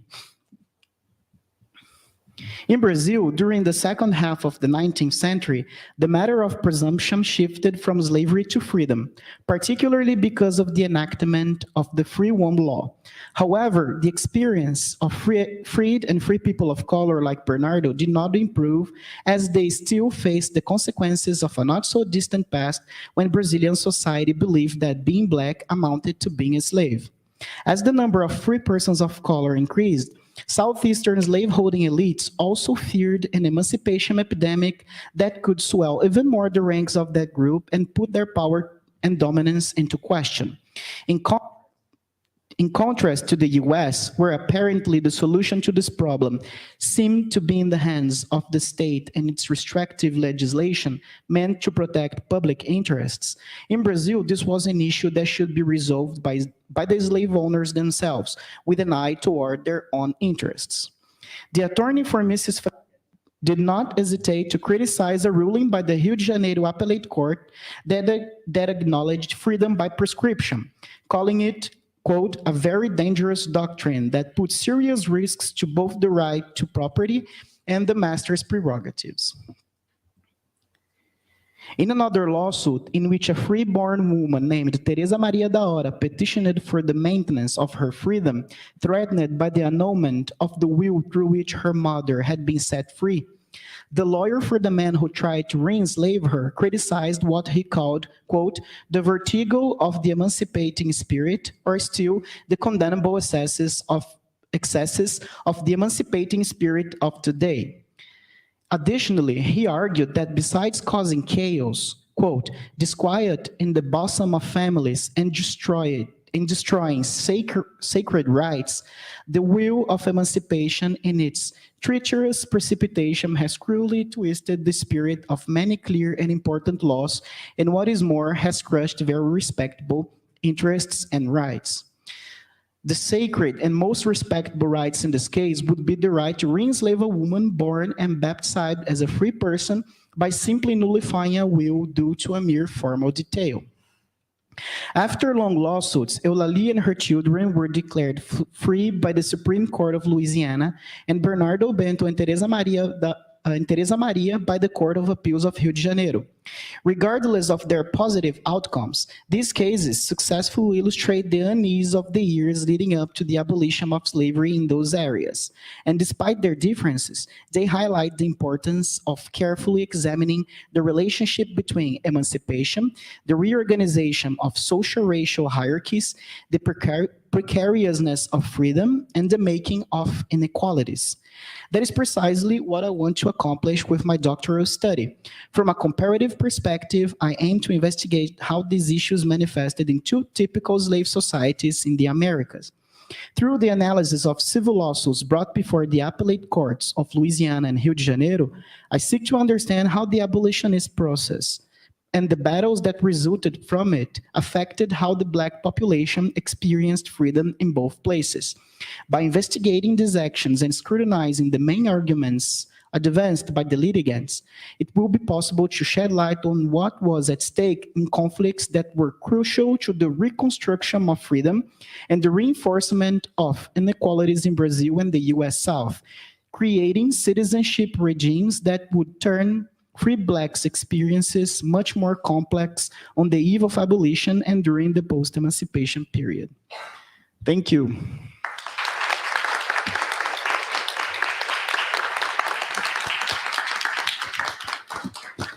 Obrigado, Talison. Agora teremos aquele momento do nosso debatedor, né? O professor James.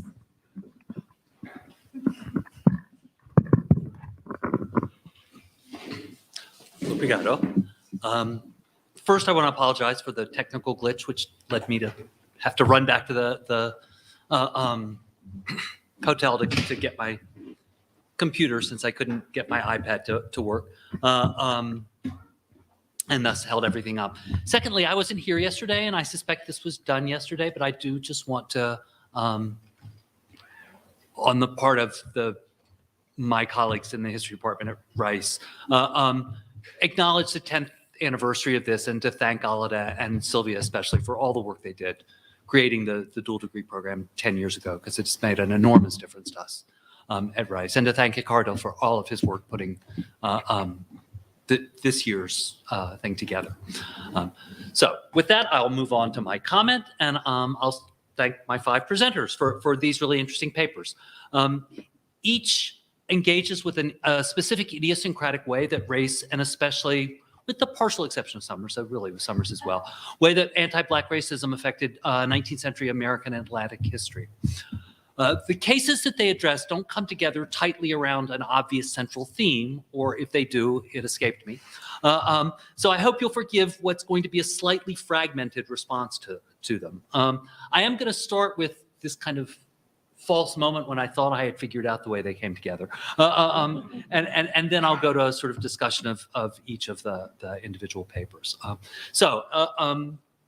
As most of you don't know, I was in Salvador at another conference until last night, and I was reading the essays on the plane down from Salvador, and I did begin to get this grandiose idea about a comment that would bring together these case studies in a cohesive whole.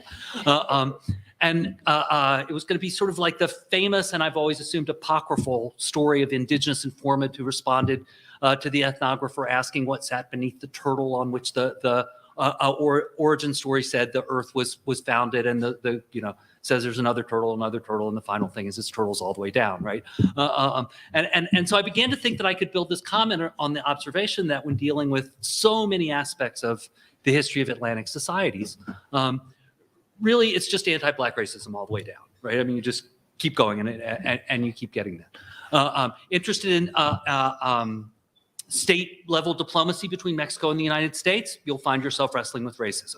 More concerned about less structured day-to-day relations among residents on the two sides of the border, separating those two nations? Once again, many things will be different, but racism will continue to be the force to reckon with.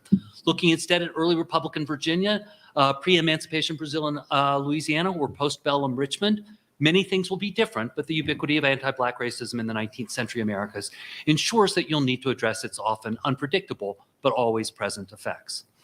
Now, I hope I'm not the only one here who has experienced that moment when just as you start to feel pleased with yourself for coming up with a way to structure your comment, you step back, look at it, and come to the conclusion that you've arrived at an insight worthy of an undergraduate paper. Not, I'll grant, in this case, an upper-level undergraduate paper, but truly solid work for an introductory class.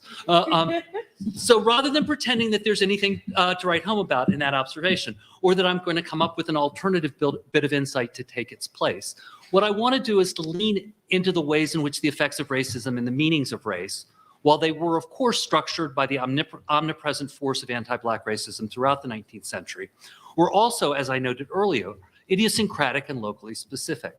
I'm tempted to say that it's those local specificities that are most important, but that would clearly be a mistake. What's most important is the degree to which the force of racism infused the 19th century world, and please don't understand me to be suggesting otherwise. But I do think, given how much we already know about that big story, that the most interesting and important work for most of us as historians is to focus on legal or regional idiosyncrasies, because it was through them that most people actually experienced the effects of racism in their daily lives. Now, rather than addressing the papers in order, my one effort to try to bring things together is to change the orders of the paper. I know, very ambitious. So rather than addressing the order in which they were given, I'm going to move from Gerardo's and Drew's papers on Mexico-U.S. interactions to Talison's comparative look at Brazil and Louisiana, and then I'll close by discussing the 2 essays that look at Virginia. I'll start with Gerardo's paper, which was for me both the most surprising and the one that gave me that glimpse that I might give a comment proffering a united race theory of American history. It's not, of course, that I was surprised to learn that race and racism were implicated in diplomacy surrounding the Monroe Doctrine. But I wasn't prepared for anti-Black racism to be quite so central when Haiti was not involved. Gerardo's analysis of the ways that US and Mexican politicians and diplomats schemed to instrumentalize Black Americans' desire for freedom and equality without any evident qualms about the lives of the people they envisioned moving around a chessboard is both fascinating and depressing. And I do realize that I'm kind of homogenizing that occasionally expressed concern about the lives, but forgive me if I'm somewhat cynical about those expressions. It left me curious about whether any of the African Americans whose fates were being discussed knew about these conversations, and if they did, whether they left any record of thought. And here I'm obviously speaking beyond the soldiers whose letters he looks at. Did they see these efforts by Mexican and U.S. politicians as possibilities that they could indeed use to further their own interests? The soldier asking about getting paid upon enrollment, and I think we can presume planning to desert upon payment, right, provides a glimpse of this, right? This notion that they can be doing whatever they want and we can use it for our advantage instead. Or did Black leaders recoil at yet another effort to use them and those they represented to further white political aims? It was unclear to me, and this may be a problem with my reading rather than any lack of clarity in the essay, how public these discussions became, and thus whether the African-American press would have had the chance to weigh in on these plans. If so, I'd be fascinated to know what they said. That will not, however, I do want to acknowledge, speak to the main thrust of Gerardo's fascinating paper.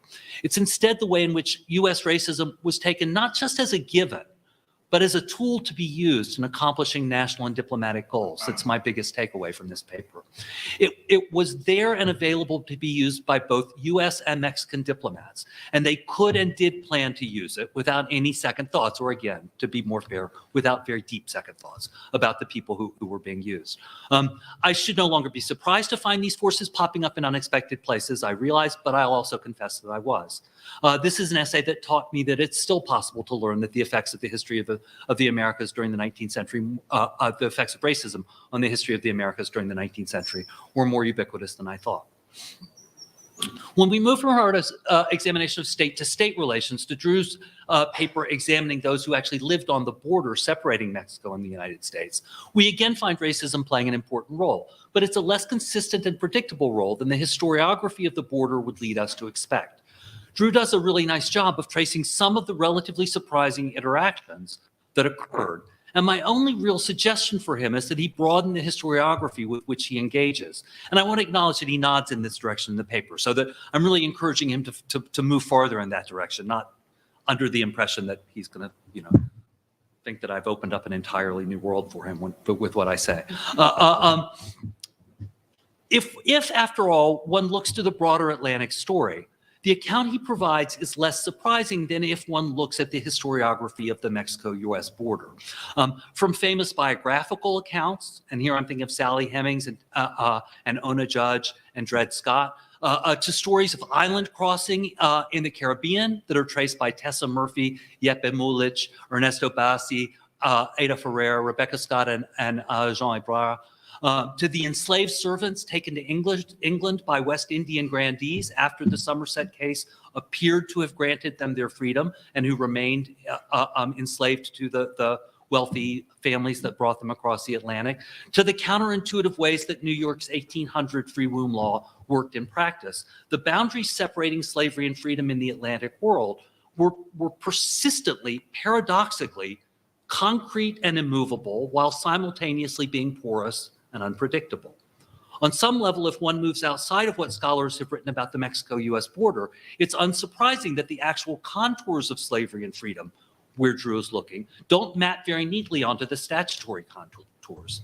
That does not in any way lessen the importance of tracing those actual contours. That is, I'm not suggesting that at all. But it may offer a useful historiographical context within which to think about the idiosyncrasies of race and slavery on the particular border, Drew, that you're considering. And a way of thinking about how many places borderland scholarship has led us to think of as being borderlands. Talison, and I hope I am not butchering your name, the pronunciation of your name, moves us away from Mexico with his interesting project comparing Brazil and Louisiana. It has tremendous promise, but in the limited time that I have right now, I'm going to take that promise as a given and discuss one piece of the framing that made me just a little bit uncomfortable. As at least I read your prospectus, you're treating the decades before emancipation in both Louisiana and Brazil as the age of abolition. Now, I want to acknowledge there are very good historiographical reasons for doing so, and very prominent historians who've labeled it that. And it makes sense to think of it in those terms if one is looking at it from the perspective of Atlantic history and from the broad perspective of national histories, and if one's looking at it retrospectively. I fear, though, that it leads you to approach the Louisiana portion of your comparison in a slightly misleading way. Brazilian planners knew in the wake of the Free Womb Law that they were indeed living in an age of abolition. And the framework you offer for the way that they set about to shape society in anticipation of the post-emancipation world is really fascinating, I think. I don't know of any evidence, though, that Louisiana planners in the 1850s believed themselves to be living in an age of abolition, or to be a little bit more accurate and more precise, that they believed they were going to be in their eyes, victims of that age of abolition in any inevitable way, or even any likely way. In the senatorial debates with Stephen Douglas, after all, Abraham Lincoln had maintained that Republican policies, if put into place, would put slavery on what he called the road to ultimate extinction. And he was fairly precise about what that meant. He meant in about a century, slavery would disappear from the United States. I feel pretty sure that both he and white Louisianans would have expected Louisiana to be among the last places that happened. And so somebody living in the 1850s, if they're in the age of abolition, it's an age that's going to keep going until 1950 as they're thinking about that. And so I fear it's a little bit misleading to think of them as understanding themselves as having been living in what you call the eve of abolition, or what you use in their language, and I want to acknowledge they use the language too, an epidemic of emancipation. That just seems to me a kind of dog whistle scare line, rather than there's not a real epidemic of emancipation going on in Louisiana at that point. Maybe in Delaware, but not in Louisiana. To be clear, I think this adds another element to take into account while you're pursuing the comparison. I don't think it's in any way a problem with the comparison itself, and I very much look forward to seeing how your project develops. Emily's paper on Accomack. Now, I need to acknowledge what Emily knows, which is that I've been at least tangentially involved in this for a while. So this may end up being a little bit more kind of inside baseball with her and I, and me engaging in a set of conversations that we've been having for a while already, and me throwing another set of things. She's been wise enough to ignore most of the things I've thrown at her along the way, so I just have to keep throwing. I'm going to leap pretty quickly to an issue that isn't central to what she did here, because a lot of the things that she did here I've already spoken to her about, and I'm not going to reiterate them. But that arose for me on this reading that I hadn't really thought of before, and so I'm going to bring that up.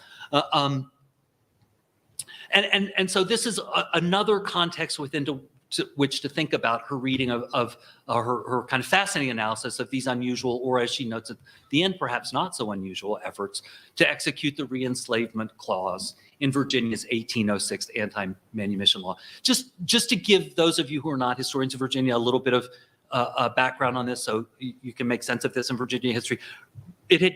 In Virginia, one had to get an act of the legislature to free an enslaved person up until 1782. In 1782, they liberalized the law and made it possible for masters to free enslaved people with deeds of manumission just by registering a deed in the courthouse.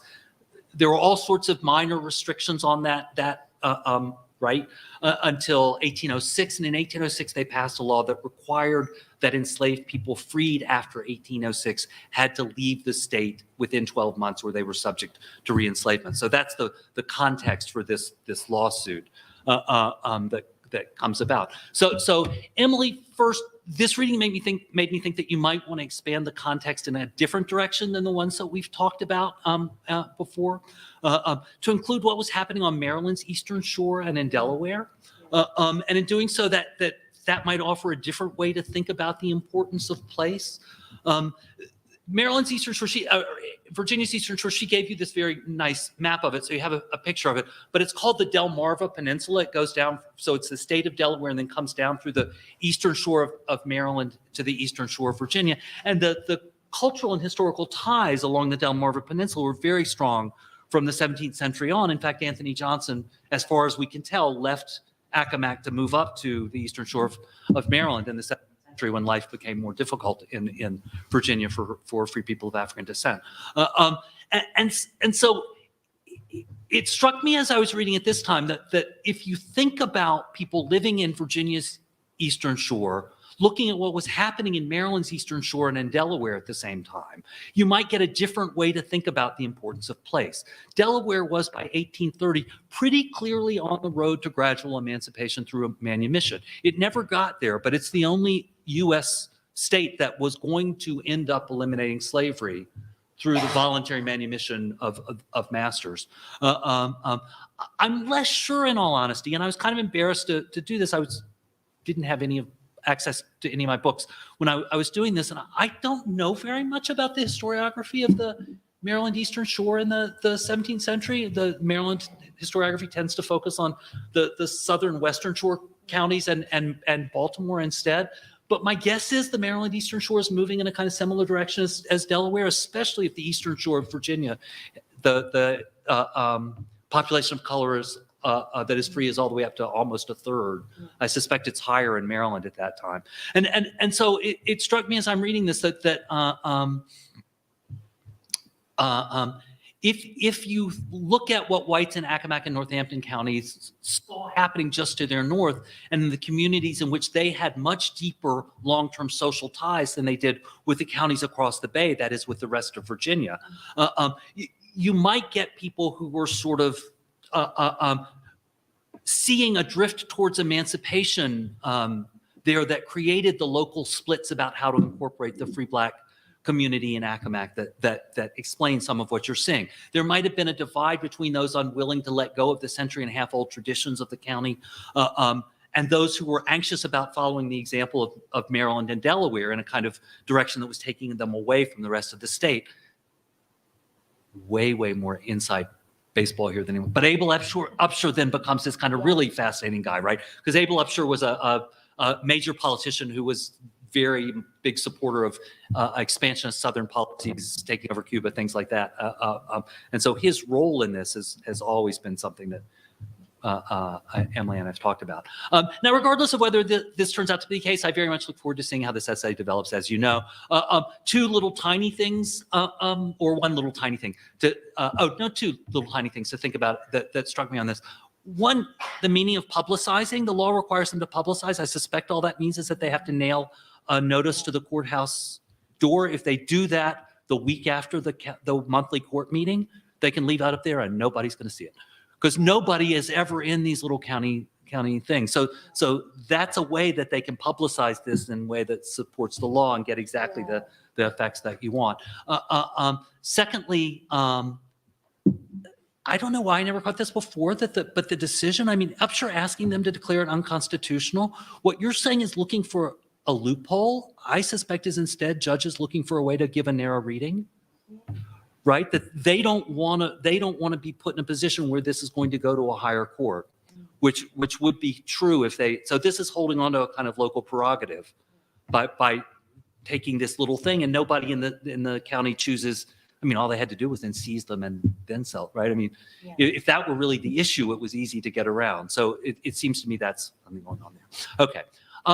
Summer, I have a very specific point and a more general one, and they are not closely related. So I'm going to deal with them sequentially.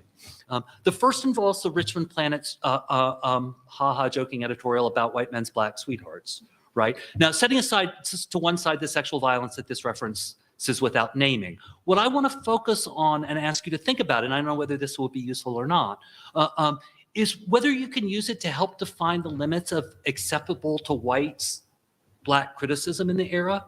That is, this comes at not almost exactly the same time. It's separated by 6 years, but it's within 6 years of a very different incident. And as far as I can tell with your incident, there is not any kind of particularly vitriolic white response to this editorial. right? 6 years later, the African-American newspaper in Virginia would publish an editorial essentially making fun of white North Carolinians' concerns about white women sleeping with African-American men, and would note that they just need to think about whether that's because white women want to sleep with African-American men. And the result would be a pogrom in which there was a coup d'etat in Wilmington and a mass murder in which hundreds of people were killed. And so it does seem to me the way these things are so temporally close to one another. You could see if there are other things in the Black press that do similar things, and you might be able to get a kind of a map of what kinds of political claims African-American newspapers could make without threatening the kinds of violence that occurred in the Wilmington Massacre of 1896. That it may work, may not, just seemed worth doing. My bigger point involves the framing of your essay, which I think leads a reader to expect something other than what you actually do. That is, I just don't think there was, in fact, a contradiction, at least historically, between noting and decrying racial violence and exclusion and the rejection of colonization in favor of a demand for inclusion. Those things go way back in the 19th century. They're present in the first African-American newspaper, in Freedom's Journal, which is published in, 1827 and 28, I think. You can find that both of those things present. And I'm less struck in your paper by any tension of that sort than by the way your paper fits into a kind of a reperiodization of American history in which Reconstruction doesn't end in 1877. That is, this is a paper about the insistence on the part of African-American activists and journalists to continue the fight of Reconstruction after 1877. A postmaster wasn't beaten because they didn't want him delivering the mail. He was beaten because the job of a postmaster was party building.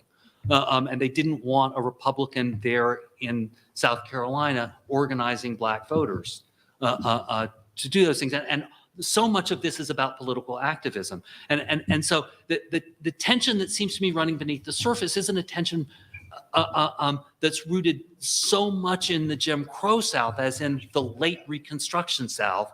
And it's a tension between the insistence on political rights of the Reconstruction era activists and the kind of beginning emergence of a Booker T. Washington withdrawal from politics towards a different kind of self-protection and self-help.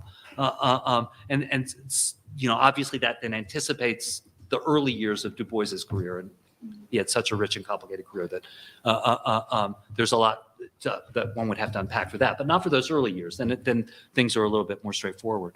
And so it does seem to me that would be I would find that a more convincing way to sort of frame this. Now, all of this essays remind us, if we need reminding, of the power of race and racism in the 19th century. Don't think I can't come back to my undergraduate insights at the drop of a penny. More importantly, perhaps they remind us that the power did not always play out in easy or predictable ways. Since each of these essays is a preview of a bigger project, I hope you'll all join me in thanking our panelists for sharing them with us and letting them know how much we look forward to seeing them develop going forward. Thanks.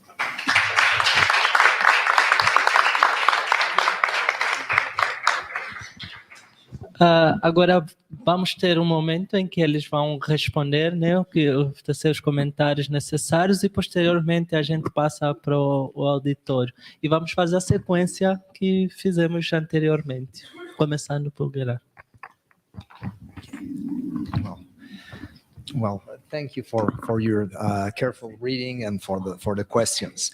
I agree with you that basically they did not care too much about what African Americans thought in these colonization plans. Although at times there seems to be like a little bit of sympathy there, and in some places.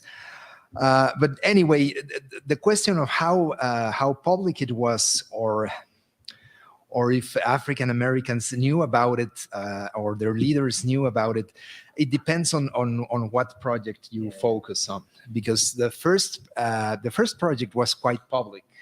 It was promoted by Lincoln himself. And so he actually summoned the big black leaders of the African-American community to the White House and had this famous conference in which he basically blames them for the Civil War and tell them that they should leave the country because that would be what responsible people should do, given the circumstances. So in that particular project, there is publicity. The leaders know, and they do not agree. Although this moves also in local ways, and so the colonization official that Lincoln appoints manages to gather a large group of African Americans who are the ones who go to Haiti, to Ilabage, which ends up pretty bad. But so it was public, and the most noticeable black leadership does not agree with the plan, but some blacks do, or are at least willing to give it a try. The second project is not really public. It's public to the extent that the call is open to all volunteers. And so, but the letters I found, and I guess in this I wasn't clear enough in the paper, the letters are found are written by white volunteers, at least to the extent that I can know. They are mostly white. There are some officers who speak of their ability to bring some black discharged soldiers. That I was a commander of colored troops, so I could bring some of them with me, and so you find that kind of claim that they can. They can convince their men to come with them, but I haven't found a letter from an actual black volunteer willing to go to Mexico, and in fact the publicity was most about volunteering to help, to reassert the Monroe Doctrine, to help Mexico in this time of crisis and European usurpation, etc. But the intent of using this also as a way to solve the racial problem in the United States is more covert, So in that sense, it doesn't become really public, and it fails. So it doesn't come to anything after all. And as for the third project, which is the one I only touch really slightly in the paper, well, it's also a failure. Because former slaves are, of course, not very willing to join their masters and come to Mexico just as apprentices. So as far as I know, only a minority of, to begin with, not many masters come. That migration, there are no precise numbers, but there were probably 1,500 or so ex-Confederates who actually come to settle in Mexico, and only a minority of blacks come with some of them, and they actually, or at least that appears to be the case, they use their masters to get to Mexico, and then once they come here, they tell them goodbye. So in that sense, that didn't turn out very well for the original intent of the plan, which is actually conceived by a famous Virginia oceanographer, Matthew F. Maury, which is, he becomes the officer of the empire to recruit Confederates, and he's the colonization official. So in that sense, is not really public, and besides the Union is afraid that Confederates might regroup in Mexico and then manage to attempt something against the United States. So the federal government intervenes soon after they give publicity, because for some time it do appears in the newspapers, calling for people interested in going to Mexico, in southern cities, in the southern states. But then the federal government stops the whole thing, and not many blacks or whites go to Mexico in the end. Although there's an interesting story there about some small colonies settled, especially in Veracruz, in the state of Veracruz. So they did settle there. But it depends on the project. Sorry for the long reply, but that's more or less how it goes. Okay, thank you. I'll just quickly say I agree with the expanding the historiography. That's a great point. That's why we do this. And just adding on to that, in addition to expanding geographically, simply by expanding in time, the question of Anglos introducing enslaved people into Mexico in defiance of Mexican anti-slavery laws, there's not much of a radical difference in federal Mexican anti-slavery laws between 1821 and 1860, right? So even Texas itself is a similar case today. I mean, much more complicated, and there's a lot of compounding factors there. But at the core of it, the idea of bringing in enslaved people in defiance of federal law for kind of realpolitik issues on the border is similar. So I think that's a great idea. Thank you.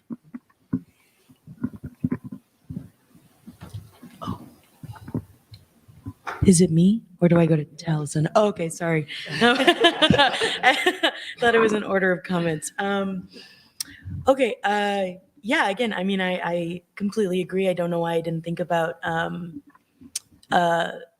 thinking of it less as like a part of Virginia and more of a part of the peninsula makes a lot more sense, especially when we think about Jim Outen, who's kind of, if not the most well-known, then maybe the most easily known of these people, because he's produced so much more documentation than anyone else, because there's all these subsequent petitions by the person who purchased him and blah, blah, blah. The reason that he's able to be freed is because he's in Baltimore at the time of the sale, right? He's not even in the state. So yeah, those kinds of connections between Maryland and I didn't even think about Delaware, make a lot of sense. On the publicizing, that also makes sense.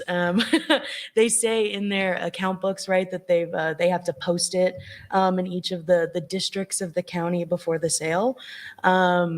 So yeah, I guess that would make sense. Yeah.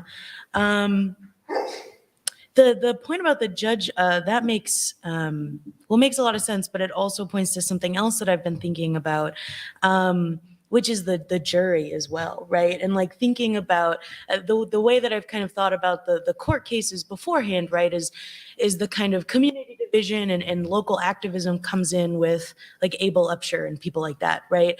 But thinking about the jury potentially as people who may or may not be on the side of the petitioners as well, right? They don't have to decide in their favor, right? And I think that the legal leg that they're standing on, while very, creative and interesting, is not necessarily the sturdiest. So that makes total sense. Abel Upshur is a very strange character. He's anti-constitutional reform, so he's kind of anti-state consolidation power, but he's certainly not anti-slavery or pro-Black, right? He's a big proponent of African colonization, and in fact, just a few years after these sales, he's the first and like physically largest name on a Northampton petition, which is the county above Accomack, to send all of their free Black people to Sierra Leone. I think that the kind of idea, the narrow reading, might connect to what Sherry Huerta is doing as well, right? So Sherry Huerta is working on this 1806 law, but in a Richmond context, right?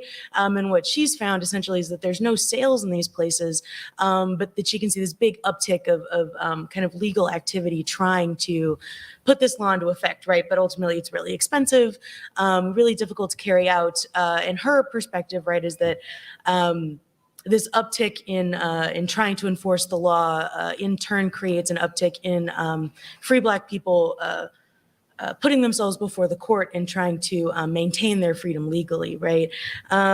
So I wonder if in some ways in trying to keep it local, they're trying to keep it out of this kind of larger trend, I suppose. Yeah, thank you. Summer. Oh, Summer, okay. Going back. Okay. Yeah, thank you so much, Dr. Sidbury, for the excellent comments. I think they're both really, really helpful. As far as the Black sweethearts or, mistresses or, whatever it is, that idea, I think that's really interesting. I hadn't thought about the Wilmington Massacre and the connection to that. I think what's really interesting about the paper that I sort of alluded to, but I didn't talk about explicitly, is that the Richmond Planet is speaking both to its own readers and affirming this kind of citizenship, but also speaking to white politicians and just white readers in general and the white press in general, and trying to have a rebuttal to their insistence on the lack of citizenship or lack of place that Black people have in the United States. And so I think maybe exploring that further, this idea of what are the limits of that? What can they say? What can they not say? What is the to the white press? I think could really get at that idea a little bit more and the discourse between them and the conversation. So I really like that. Thank you. And then as far as the reframing, yeah, I think that's also an excellent suggestion. I think the contradiction aspect is interesting, perhaps, if anything, to us today reading these, but I don't think it necessarily would have been contradictory to people reading it then, which I do think is a very important distinction. So I think that, yeah, certainly there's always room to reconfigure that.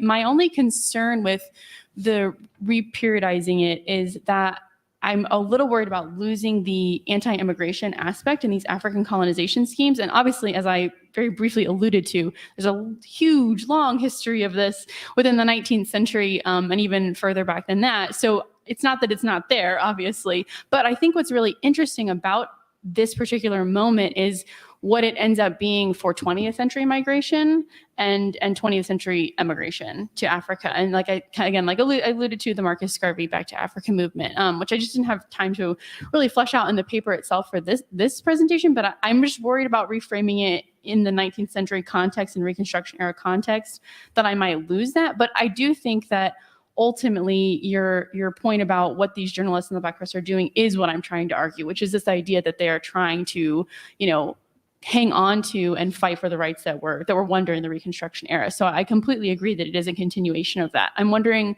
in what ways I can situate that within maybe a longer history further into the 20th century, which is the impetus for this project, was that it is somewhat tangentially related to my larger dissertation, which is about Black remigration within the United States. So anyway, but excellent comments, excellent suggestions. Thank you so much. I really appreciate it.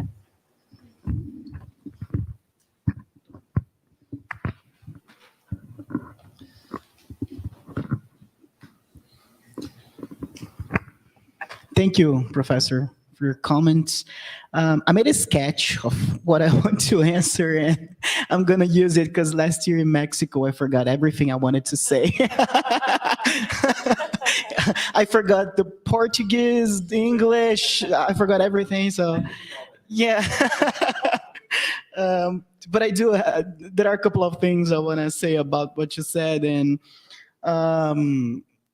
first of all, I completely share the discomfort of calling two very different contexts as being part of an era of abolitionism. But I think that when I talk about it, the idea of era of abolitionism in my project, I mean in a broader way. Yeah, I know that the assumption that slaveholders in Louisiana knew that they were in an era of abolitionism may not be adequate. But from what I've read, they were concerned about this broader context, yeah, that was not far away from them, especially if you consider the context of the North and the Upper South, yeah. And this fear of the era of abolitionism made them, in my opinion, take some measures that deteriorated Black people's experience of freedom, even though these measures were very different from those from Brazil. Yeah, I was talking to a friend once about this topic, and I told him that in Brazil, the measures that were taken by the slaveholding elites were taken because they knew slavery was going to end soon, even though some of them calculated that slavery would end in 60 years, until it would last until 1930. Yeah. In the US, the measures that they took was to avoid the end of slavery completely. And they believed that slavery would and should not end soon, right? But the outcomes of these measures were very similar in Brazil, and that's what interests me so much. And that's why I want to do this comparative work. As for the epidemic emancipation, I may have been misconducted by the source. Yeah. But anyways, I think that when the attorney in the source was talking about an epidemic, an emancipation epidemic, I guess he meant this broader context, and for different reasons it worried them. Yeah. In Brazil, the emancipation epidemic was seen as a kind of a threat to the master's prerogatives, as they use it to say in many different documents. And in the US, in Louisiana, and the South, this emancipation epidemic may have been seen as a threat to public interests, as they tried to equate color and social status. Yeah. And because they feared the increasing of the number of free people of color. So that's it. Thank you so much.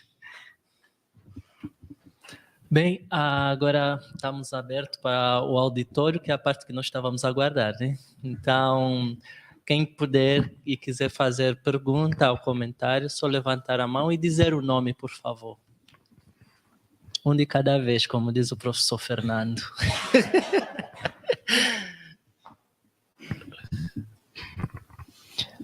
Hi, good morning, everyone. My name is Felipe. I did my PhD here in the house. I would just like to thank everyone for the papers, for the comments. And I have a very brief question to Drew.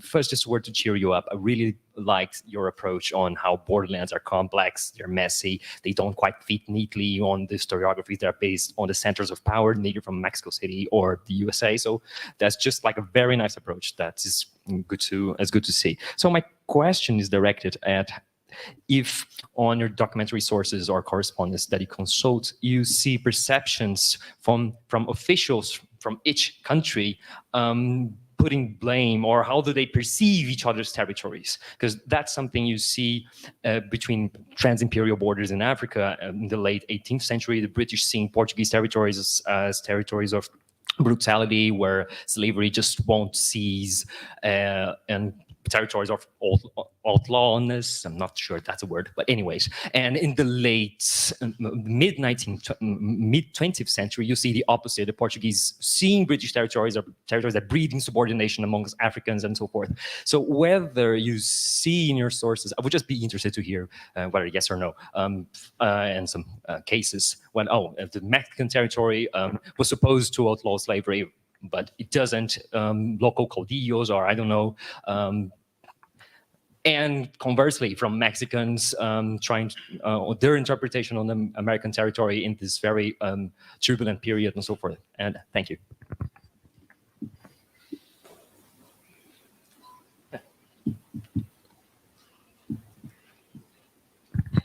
Hi, fantastic presentation. My question, it's less of a question and more of a reflection. It might be for Dr. Gurza and maybe one day Dr. Sanders, upcoming Dr. Sanders. Thinking about this, about colonization project, I know Drew's working on like merchant and Matamoros, those merchants still doing their business under multiple power, and Dr. Gurza, your presentation was really interesting about like colonization project. I'm more aware with the Confederate fleeing, trying to do Confederate project in Mexico, like Carlota, etc. And I'm wondering if we should see also like those Confederate project, not Confederate, but like those colonization project as also in their informal ways, like what's happening in Matamoros with from the United States, or what's happening in Mazatlan also with the big community of merchant that is going to be there from the United States. So is there a way to frame this maybe in an in-between from the top-down approach and the bottom-up approach, and maybe bridge this? It's a small question that can be a big question, I figure out, but thanks for the presentation, and can't wait to hear you both.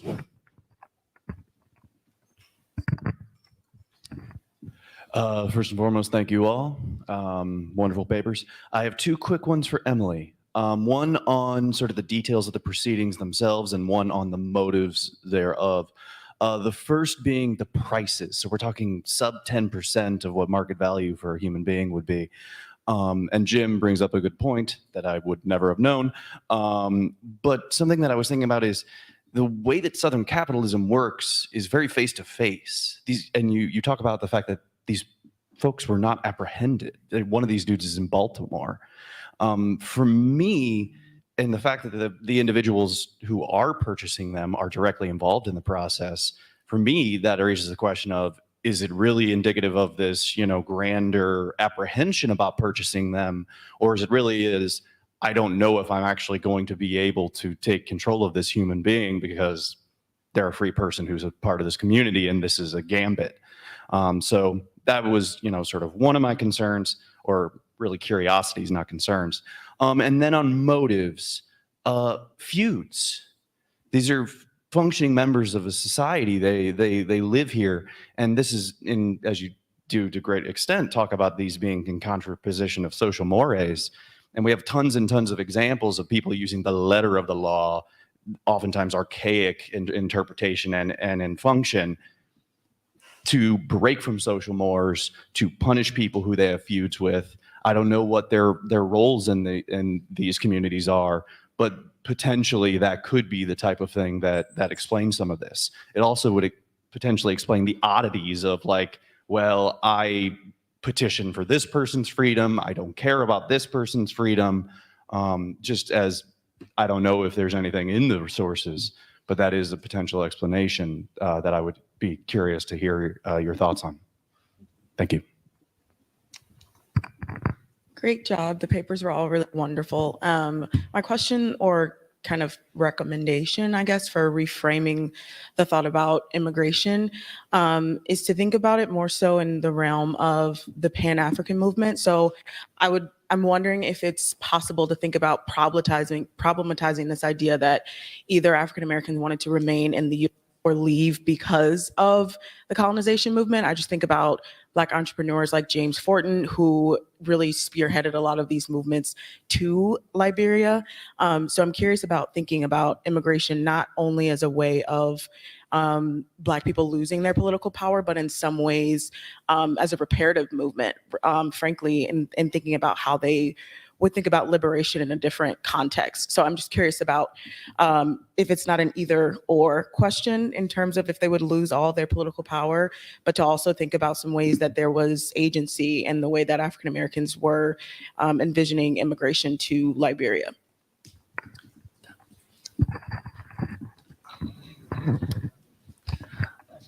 Voy a hacer mi pregunta en español para destantear un poco esto. Mi pregunta es para Drew y para el doctor Gurza, y tiene que ver con cómo las discusiones racialistas en México influyeron en la aplicación de primero de estos planes de migración de comunidades afroamericanas hacia México, y por otro lado con el caso de Drew, cómo influyeron en afectar la aplicación de estas leyes antiesclavistas en el norte, ¿no? Incluso si había alguna especie de apoyo hacia el esclavismo por parte de los empresarios mexicanos, ¿no? Essa é a minha pergunta. Professor Ricardo, vamos fazer duas... Obrigado, porque tem mais gente. Então vou passar para as respostas aqui, e pode ser também na mesma ordem. Gerardo?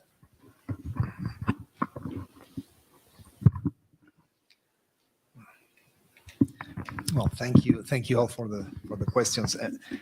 I begin in English to the question of the top-down, bottom-up approach. I'm not sure if it was a question, but if I can say something about that. Colonization, unless it is compulsory, always requires a degree of compliance from the subject population who is about to move and change its way of life and the place where it lives, etc. So yeah, my paper was more focused on the diplomatic state perspective. So it's clearly a top-down approach, but that really doesn't explain the whole picture, because naturally there was a lot of maybe the clearest sign of this is that none of these projects actually came to anything. So it was easy for them to plan and to say, oh, of course, let's send African Americans to Mexico and then they will receive them, and nothing happened. So they were actually not taking into account what really was important, which is the what people felt, what were their projects and what they wanted. So and I want to link this to the concern about agency in colonization, and yes, definitely I think it's difficult. We should not think that people who chose to leave were forced or did not have any say in the matter. Some of them left because they were not, their conditions in the US were not good. And so they were willing to give it a try in another country, whether it was Africa or Mexico or Chiriquí in Panama or Ilavash. So there's definitely something there to take into account as to how people also saw in these plans opportunities to improve their lives and to do better in a different place. Y por último, el racialismo en México. No está en el trabajo que entregué, pero influye mucho el pensamiento racial en México. De hecho, sí hay en la Junta de Colonización del Imperio, hay, digamos, declaraciones así muy específicas, muy elocuentes de por qué no quieren que vayan afroamericanos a México, ¿no? Incluso ya en tiempos del Imperio, cuando está este proyecto y que sí está aprobado por el gobierno, etcétera, hay toda una consideración del riesgo que implica para México traer, pues sí, afrodescendientes que ya no están sujetos al yugo de la esclavitud y que entonces no se sabe si sí van a trabajar o no, ¿no? Hay un repudio a la esclavitud, o sea, dicen la esclavitud es muy mala y entonces si traemos afroamericanos aquí vamos a tener que implementar una semi-esclavitud para asegurar que trabajen, porque si no, pues van a ser disipados, flojos, en fin. Entonces hay mucho prejuicio racial y al mismo tiempo mucho temor de que para aprovechar a esta población como una población productiva y trabajadora sea necesario imponer un régimen duro, pues sí, de aprendizaje, pero realmente como una especie de peonaje muy opresivo. Entonces sí es, en tiempos del Imperio es muy importante, e incluso antes, tampoco lo dije con detalle, pero del trabajo de donde esto viene, sí me ocupo un poco más de eso. No hay un pronunciamiento claro, digamos, de las autoridades liberales en el sentido de, no queremos que vengan afrodescendientes, pero leyendo entre líneas es muy claro que no la consideran una población útil, ¿no? Tienen esta idea de cómo modernizar a México a través de la colonización y están pensando sobre todo en europeos, porque se trata también de un proceso de blanqueamiento, ¿no? ¿Cómo hacemos? Si traemos afroamericanos, pues como que... cuando Matías Romero, también un signo muy claro, cuando Matías Romero le escribe a su gobierno platicándole justo de esta propuesta del gobierno estadounidense, la Secretaría de Relaciones Exteriores contesta así, nada más como acuso recibo de su nota. Meses antes habían recibido una nota en la que Romero les planteaba la posibilidad de que alemanes desafectos de Texas, que no quieren estar en Texas más porque ya fue la guerra civil, empezó la guerra civil y no son partidarios de la Confederación, entonces algunos aparentemente están explorando la posibilidad de ir a México y emigrar. Bueno, ahí se nota el entusiasmo de que estos alemanes pudieran elegir México como su lugar de refugio y migrar a México. Entonces sí hay ahí estos silencios muy significativos en cuanto a cómo no se ve con mucho entusiasmo la migración de afrodescendientes, y tiene que ver obviamente pues, con estas visiones de civilización, progreso, que están ligadas a la raza también, ¿no? Entonces, perdón. Thank you all. Excellent question. So, Felipe, your question regarding the way that officials see each other territory, this is a great question. There's the border was definitely defined by a lot of violence in this period, and each side had a habit of blaming each other for that violence. The Mexican officials blamed the U.S. side for raids by indigenous groups and also for filibusters. The U.S. side blamed the Mexican side for raids by indigenous groups and bandit attacks. One guy in particular, Juan Cortina, both sides blamed the other side for Juan Cortina's various attacks because no one was totally sure whether he was a U.S. citizen or a Mexican, and he kind of decided based on the day.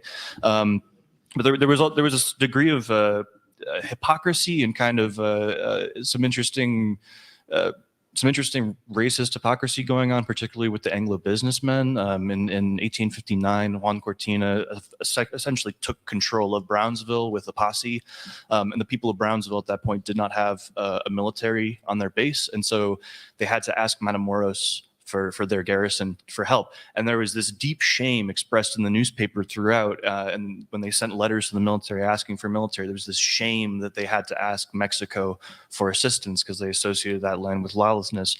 Fast forward a few years later, you have ex-Confederates who used to live in Brownsville, now living in Matamoros, and there's an attack by Union soldiers who come over the river and pillage and take a bunch of their goods that they were going to sell. And now that they're on the Mexican side, they say, how could this happen to us? We're in Mexico. This is a land that's well protected. How is this So there's there's a constant fluidity in the way they see each other. But this is an area that is there's substantial violence going on, but everyone's blaming the other side. Same with smuggling. Smuggling's a major issue, and both sides are blaming the other for it. To Olivier's question, the idea of, if I understand it correctly, there's a search for bringing the top-down narrative with the bottom-up narrative and trying to bring that together. Is that the...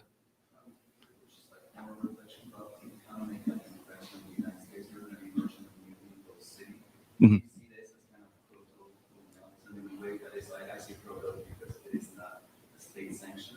But also they have a lot of power in Matamoros, they're going to have a lot of power in Mazatlán, there's a big business community.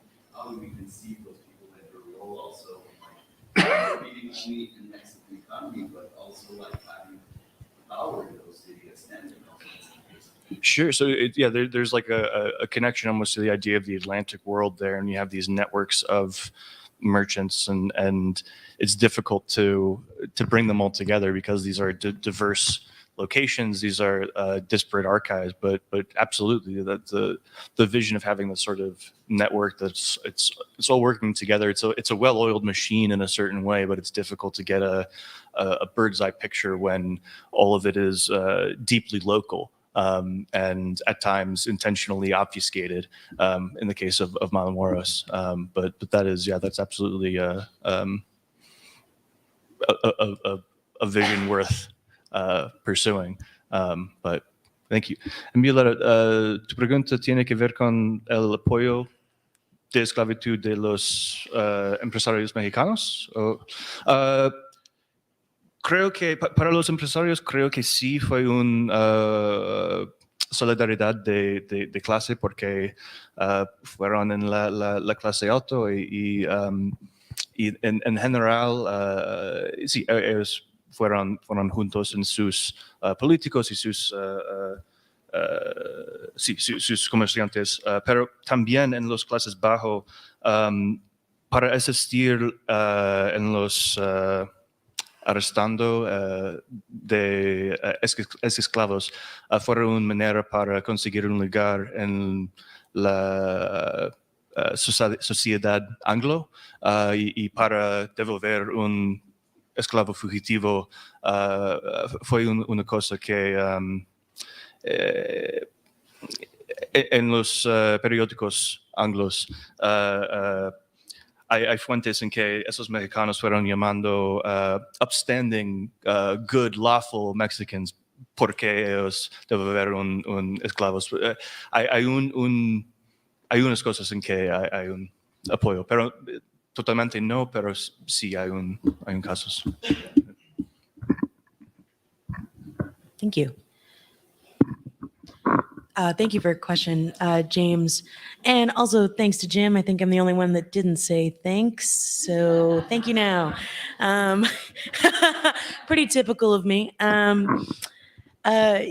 So for the first question about the prices and apprehension, I mean, I think that's definitely there. I think coupled to, and perhaps more so than just apprehension, I think it speaks to the fact that they're wagering, right? That they're betting. And I think that that's really most obvious in the case of Jim Outen, right?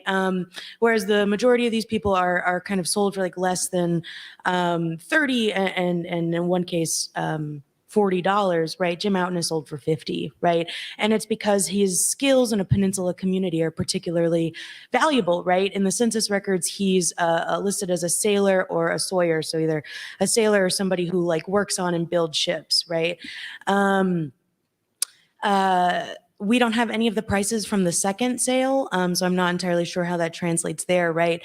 But I think that Littleton P. Henderson, who purchases Jim Outen, right, pays that much more money than anybody else does because his skills are so valuable and because he's betting on the fact that he'll be able to profit from it in a way that he might not be able to afford someone if not more legal, then more reputable sale, maybe. I think that also is seen in the fact that Littleton B. Henderson sues John Joines, the president of the overseers, in 1833, right? He sues him for the cost of Jim Outen because he never received him, right? And then, of course, that's when John Joines in 1834 writes his petition because he's now had to pay out of his own pocket Littleton P. Henderson back for Jim Outen. So now he's suing the county at large, saying, I was the president of this county organization, blah, blah, blah. I shouldn't have had to do it. Yeah, so I think it's more about wagering and betting than anything else. Of course, apprehension is tied into that. The feuds, I haven't found any evidence of that, but on the flip side, I haven't been looking for that. So that's a really cool comment. I do think we can see the potential for the creation of feuds in these sales, right? Thinking especially about the Bagwells, right? Jack Bagwell, of course, is the first person who they try to sell in 1825. And he's freed and paid for the transportation of by William Bagwell, right? Which again is the uncle of one of the overseers, John Bagwell, who is trying to sell Jack. Again, I think that speaks to a potential generational division, right? But then again, we can clearly see that families are disagreeing here. Yeah, I'm not quite sure if that answers the question, but I think there's potential for a feud there. Yeah, thank you. Summer.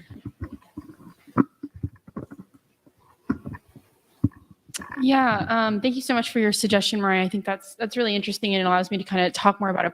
I didn't have room to talk about in the paper, but yeah, I mean, certainly there are lots of motivations for why people are emigrating in this era, right? And many of them we might consider positive, as you suggested. Businesses and I mean even self-determination, I think, can be considered positive in a lot of ways. However, I think the crux of this paper and the issue at hand is that the Richmond Planet perceives this immigration as a threat to Black citizenship and perceives it as a way to undermine Black citizenship and Black belonging in the United States. And they're very, very explicit about that. They're very clearly trying to convince their readers not to emigrate, not to go, because I think the implicit argument is what it's saying about the people who choose to stay, right? It's potentially actively harming the people who do want to reside in the United States and claim Black citizenship and the rights therein, right? So I think that's kind of the issue at hand with expanding it to other motives for immigration. And unfortunately, the Richmond Planet, at least, this might change looking at other Black newspapers, which would definitely be an interesting way to expand the project. But the Richmond Planet almost entirely ignores like Black nationalist visions for immigration. They are pretty much exclusively focused on white nationalist calls for Black people to emigrate. I think for obvious reasons, right? I think you can interpret that in many different ways, which maybe we don't have time or need to get into here. But yeah, so unfortunately, it's just not within this paper to look at, within the newspaper to look at, you know, some of them might maybe, again, other motives for immigration. But I certainly think it would be an interesting project to expand and to expand with other newspaper sources for sure. So thank you. Vamos para a última tempo, né? A última bateria. Aí está na frente do professor Ricardo, a professora Silvia. Não, dá. Não sei se alguém mais. A gente... Thank you. Thank you all. I was reading the name here. Now, I have a question to Summer. I would like to know if you are the newspaper that you are studying, if they are talking or comparing to other regions in the Americas. Because we can see something similar here in Brazil when you are studying or reading Black newspapers in Brazil at the same time, at the end of the 19th century. Frequently, they are comparing the whole Americas. You know, they are paying attention to what is happening in the other societies after slavery, and they are exchanging letters and connections and so on. So I'm asking you if they are comparing to other regions of Americas and how they are, especially how they are talking about the racial violence. And it's especially that's a theme that I'm very interested in now. And I don't have I have only a comment based on what Jean Sedberg said, and then also I was thinking about your presentation and also Emily's presentation. And yes, it's true. If we can compare these three regions, they are different. And if we say area of abolition, it is too vague. It is possible to say it's also an area of abolition, the beginning of 19th century in Virginia. But maybe what seems similar in these three regions, it is the way they have some expressive number of Black people that are not slaves or non-white people that are free in these three regions. And maybe what calls my attention, it is the way they are trying to control or legislate the freedom. And so we are in an era of slavery, and they are trying to control and legislate the freedom. Maybe that's the similarity at this. And well, that's it. But I think the best way is to contextualize when you talk about these different regions. That maybe the best way is always to contextualize, and then to take the second pace to see the similarities between this region. But it's just a general comment. Thank you.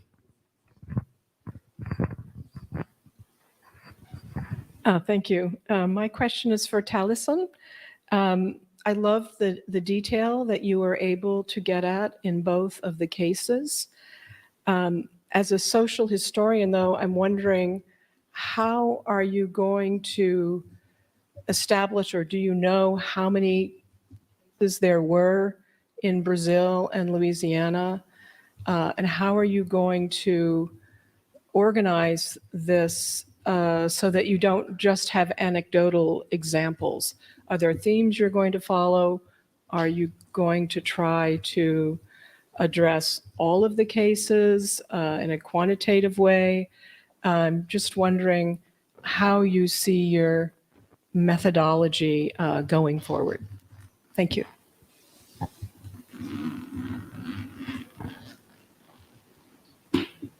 Last opportunity.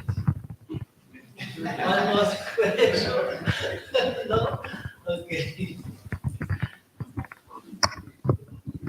Yeah, so I'll go ahead and start. Thank you so much for the question. I think it's a really good one, especially given the international nature of this conference and everything. Unfortunately, the short answer is that they don't talk about. Only in really, really rare cases, if there was a particularly shocking or violent instance of racial violence, they might mention it. But they are pretty much exclusively focused on the United States and on Africa, which is kind of interesting. Every now and then they'll mention something about Canada, but again, it's usually to highlight another instance of racial violence. I will say that, sorry, Olivier. I will say that generally speaking, they seem to be discouraging immigration anywhere. Again, because I think what it's saying about Black belonging in the United States. But I think they're really concerned with Africa at this time because of the white nationalist project that is in some cases trying to forcibly remove Black people from the United States. So I think that's where they're really focused. But I think back to my earlier point with Mariah, I think looking at additional newspapers and maybe expanding out, that might change because obviously the history changes and the context changes too as we move more into a globalized society at the turn of the century as well. So yeah, thank you.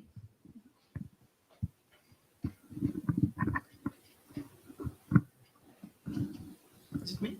Yeah, ready? Okay. Thank you, Alida and Ricardo, for your comment too. Well, about the cases, first of all, I must say that I'm looking for lawsuits that are discussing the freedom of Black people in which their status is being disputed. And I've made a quick search in Brazil and the ones I have in the US, and there are about 150 of them. So it's gonna be impossible to read all of them. So I'm thinking about reading about 30 from each country, if time allows me to. So, and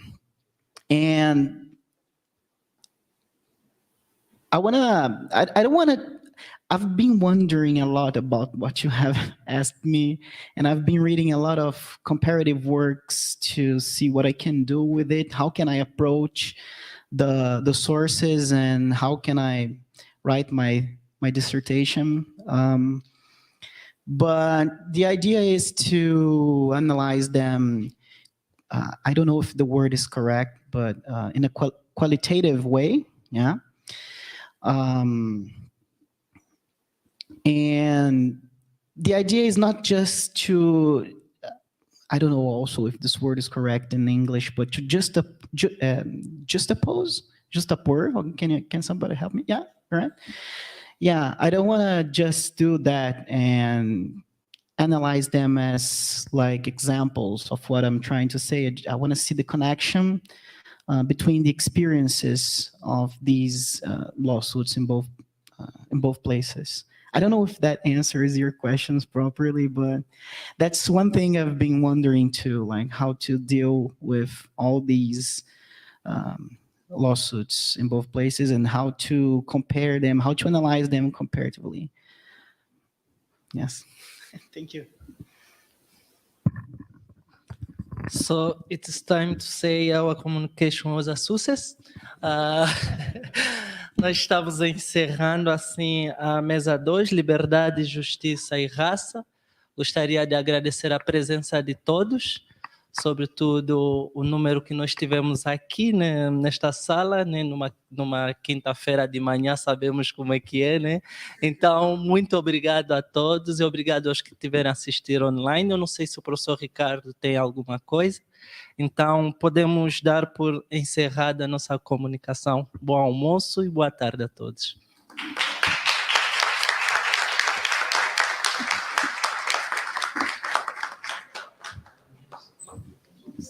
Thank you so much for sharing.